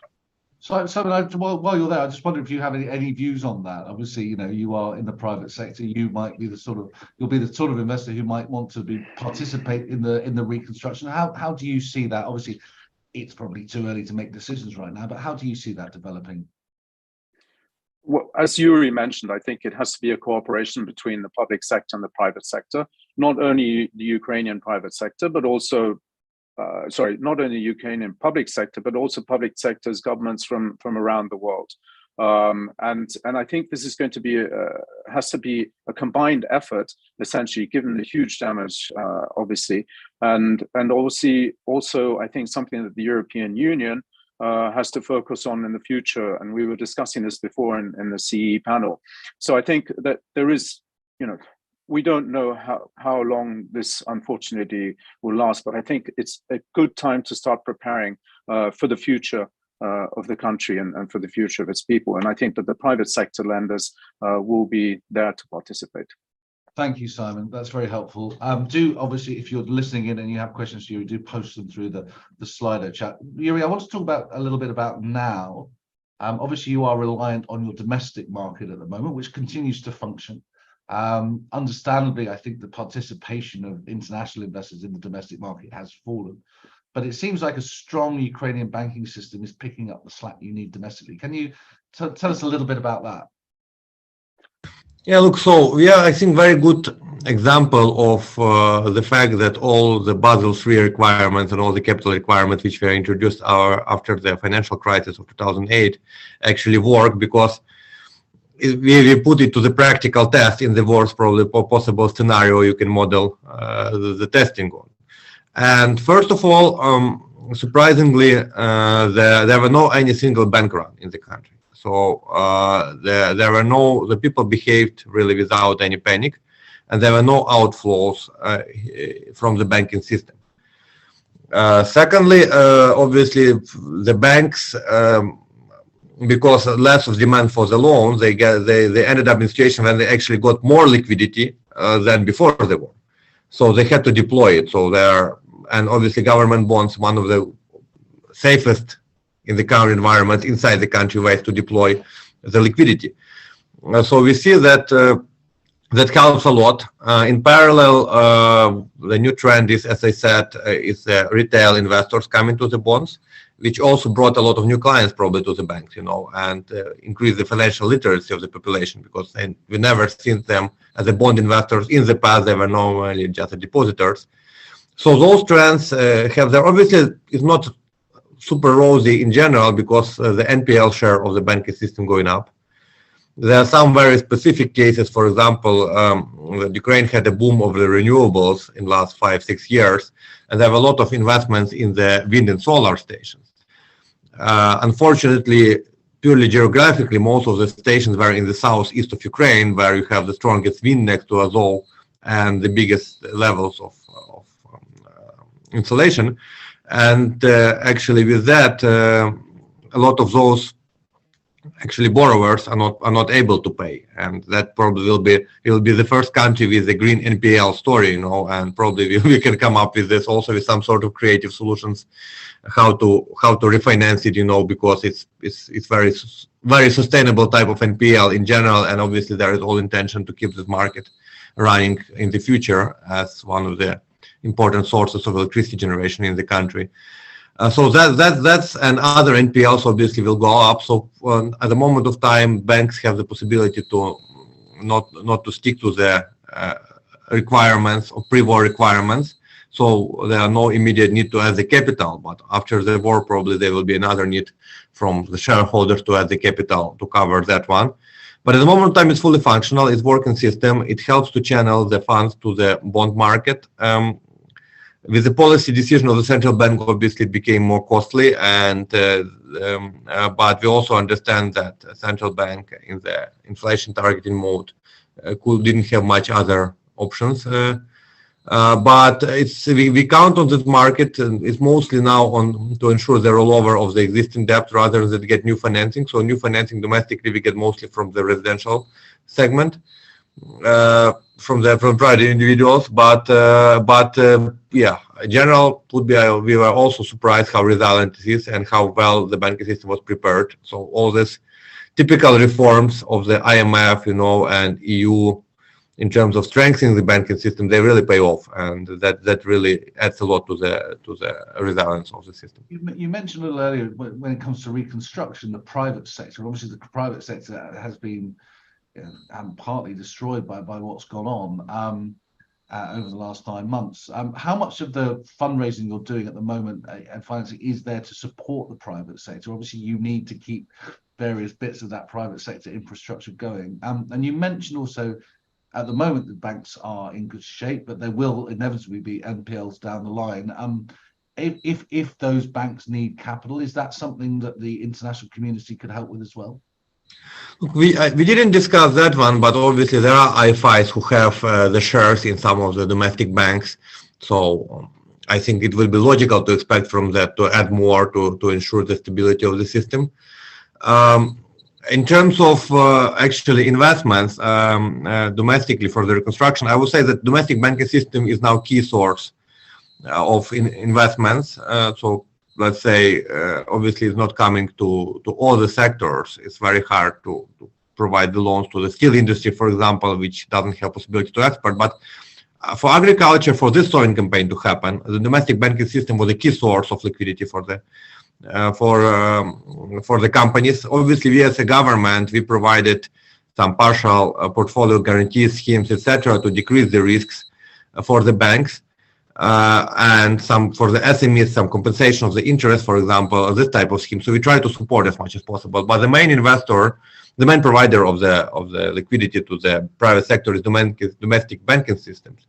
And because of that, we actually talk to the IFIs for their resources to be deployed through the domestic banking system, rather than in parallel, to use this channel which is already established and proved to be working, but actually the only thing which they need is a cheaper resource.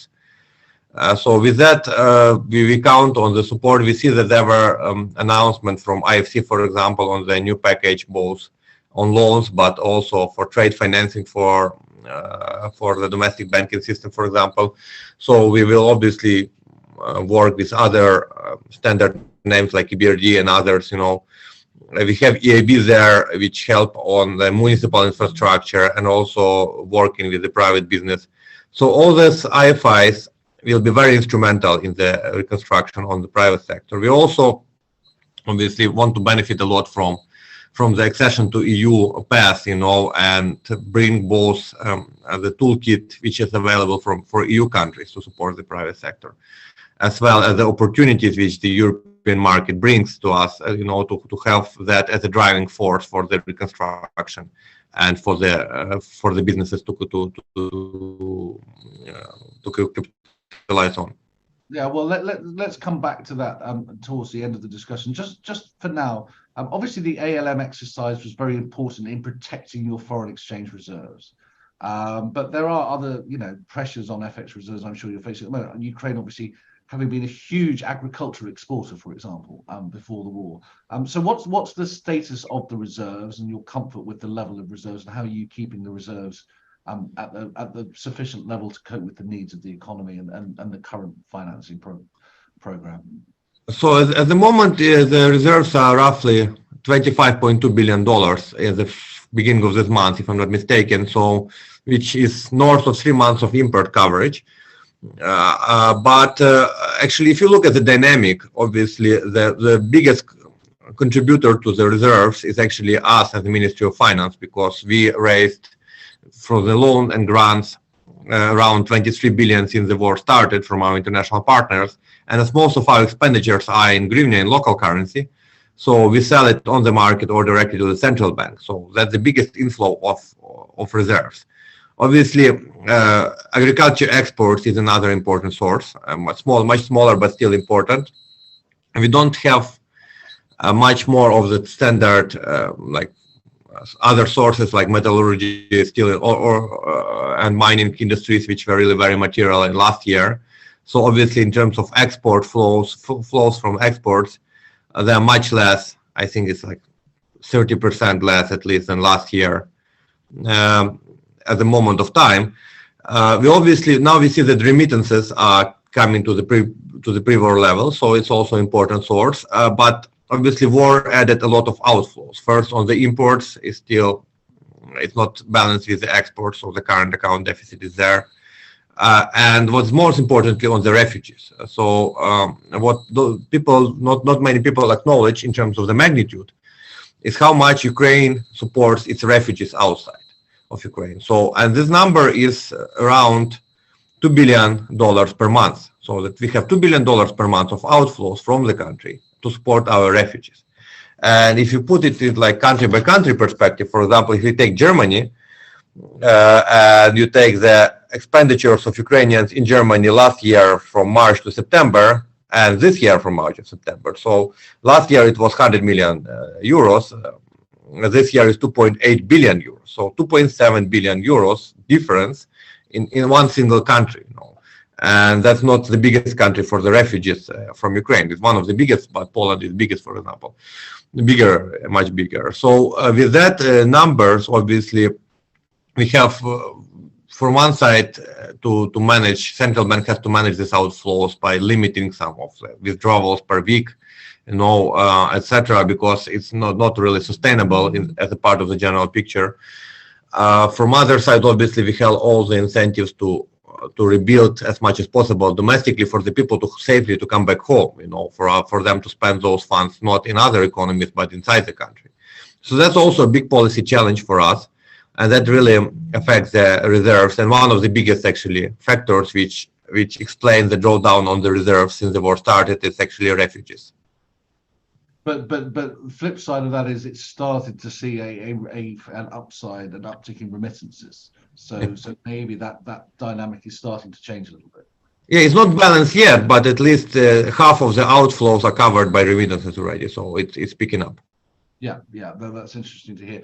Let's talk a little bit about the state budget. I'm sure we have a number of investors on the line who would love to hear some of the details of that. Obviously, it must be, I mean, any company budgeting is always a bit of a shot in the dark and a bit of crystal ball gazing. But from your point of view, you know, you don't know the extent to which you're going to have to be constantly rebuilding energy infrastructure and the cost that may come in there. But in terms of the state budget that you've put together the best you can, what should the international community read from that? Look, so first of all, our assumption for the next year is continuation of the situation as we have as of now, right? So, and that's how you calculate both upsides and downsides. And one can argue that pretty much there are more of upside scenario than downside in there, but we try to be very conservative.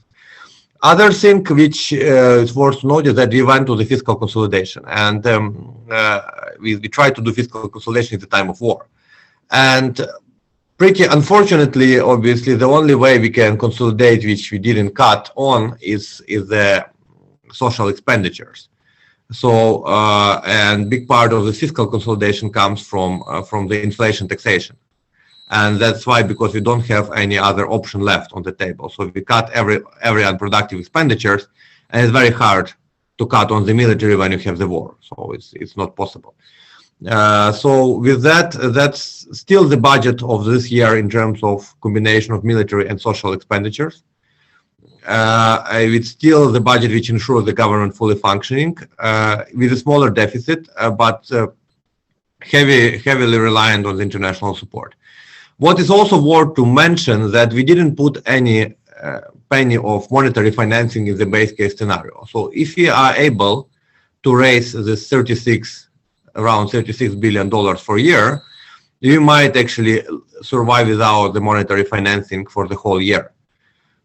Obviously, some of the financing we get from international partners has its strings attached. We cannot use a big part of, actually, we cannot use US money, for example, for military financing. So we use them only for social expenditures and report for each of pretty much. The level of reporting goes to each teacher and healthcare worker who got the salary, every month.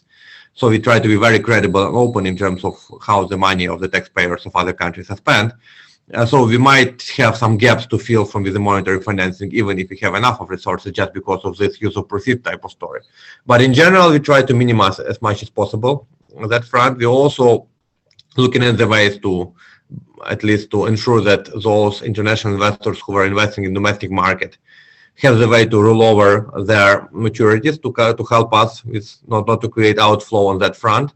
So we reopened benchmark bonds, for example, for the 2024, and there with much closer yields to the inflation and to the policy rate than this war bonds we had since the beginning of the war, just to also ensure that they are rolling over, at least you don't have outflow on that front. But generally, the budget is continuation of second half of this year budget, when we have the visibility on taxation, but also the limited amount of expenditures we cannot cut on any further. What is the rate of inflation in Ukraine at the moment, Yuri? We approach 24%. Our prediction is it will pick up until 30%. So it's also rather surprising because it's not very far away from some of our neighbors who don't have a war. And that's why this also shows that the policy tools we have in place here also work, and help to contain the inflation. Right. So let's turn towards the future, and we talked about it a little bit before about reconstruction, and particularly let's think about the potential for a green reconstruction as well. I mean, you mentioned things like Brady bonds. You mentioned, I mean, people have talked about the new Marshall Plan, this kind of thing. I mean, the Marshall Plan, in some ways, was almost like a social bond before social bonds started, or social financing before it started. What are your thoughts at the moment about how this refinancing and the level to which it will be looking at sort of building a new Ukraine and a greener Ukraine out of the end of this chaos that you're going through at the moment? Look, I enjoyed listening to the previous discussion on the panel about the AG frameworks and about the green financing. I must say that Ukraine is the perfect case for this now, and because at the moment of time and for the foreseeable future, big part of our budget will be social expenditures, especially given that poverty levels go from 5% to what World Bank expects closer to 25% now.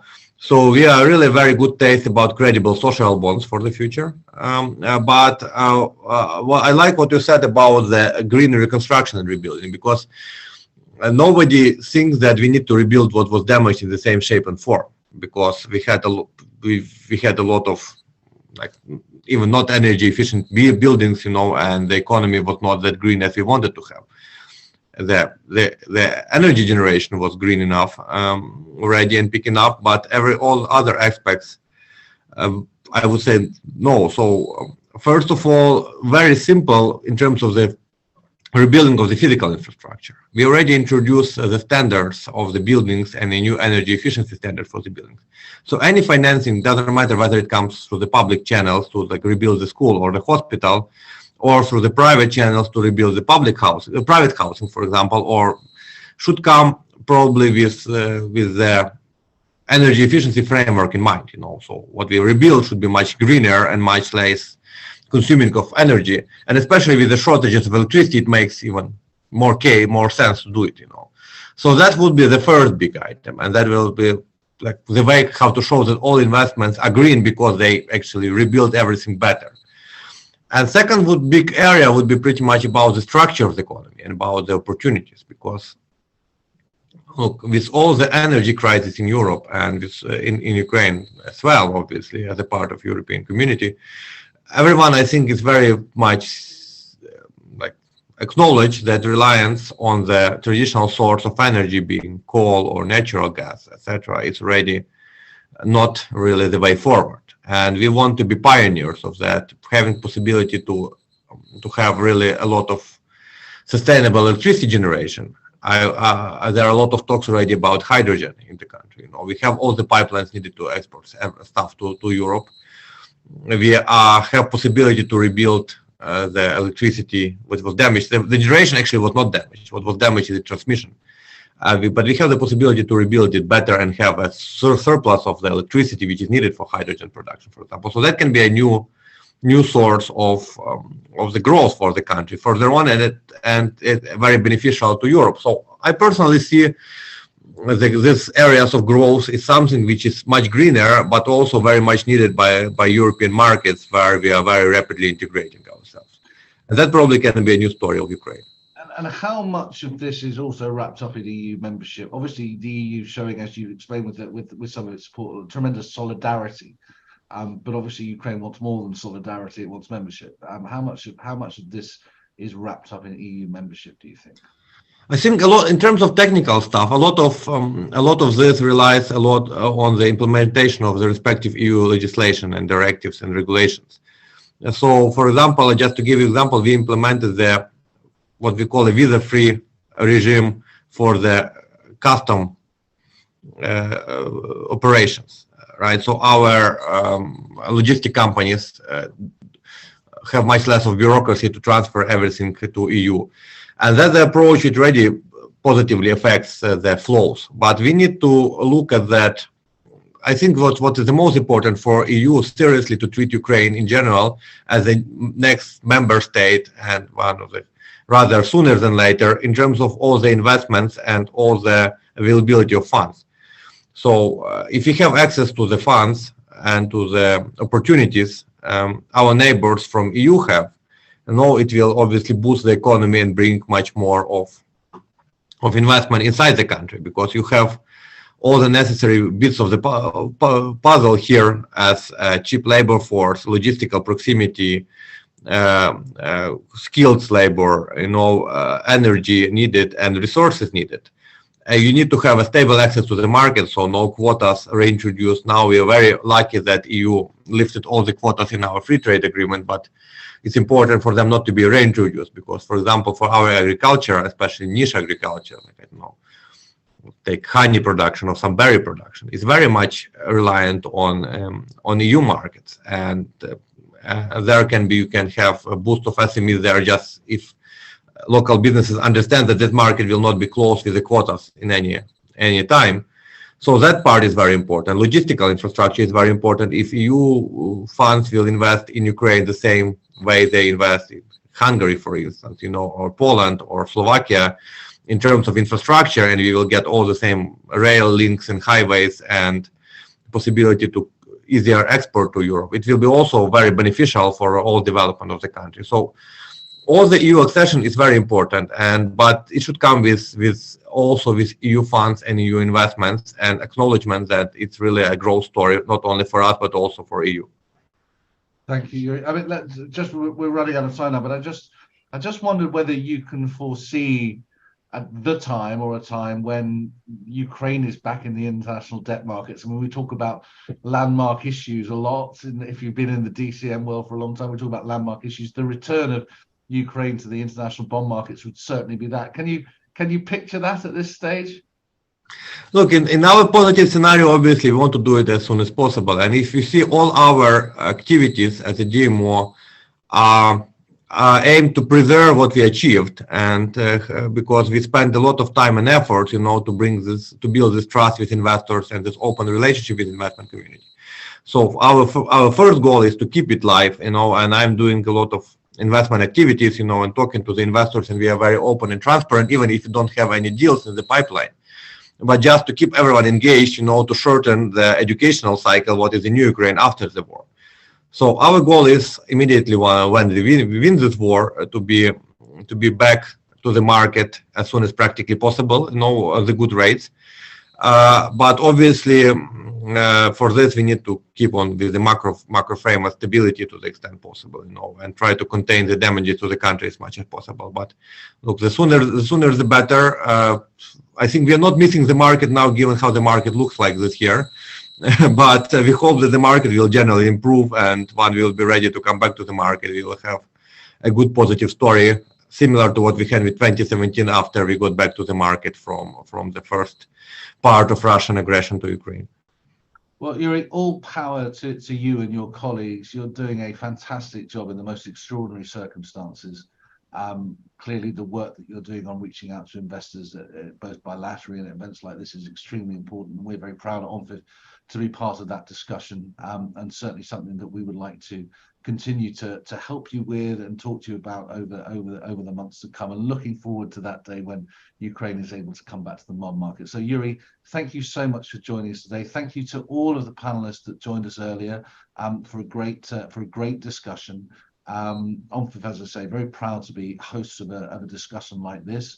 A little thing to mark for your diaries, I hope. We talked a lot today about sustainable finance. Throughout the year, OMFIF's done a lot of work with emerging market sovereigns, in particular on preparing them for debut green bonds. And on December the 13th, we'll be having a sovereign GSS bond forum where we're bringing together issuers who came to the market for the first time in 2022 with issuers who have announced they plan to issue for the first time in 2023, and some very important influential fixed income sustainable finance investors in the middle of that. So please mark your card for December the 13th. Look forward to seeing you then. Yuri, thank you again. Good luck to your team. Thank you to all of our panelists today, and we look forward to seeing you in about a month's time. Thanks very much indeed. Thank you. Thanks for having me. Take care.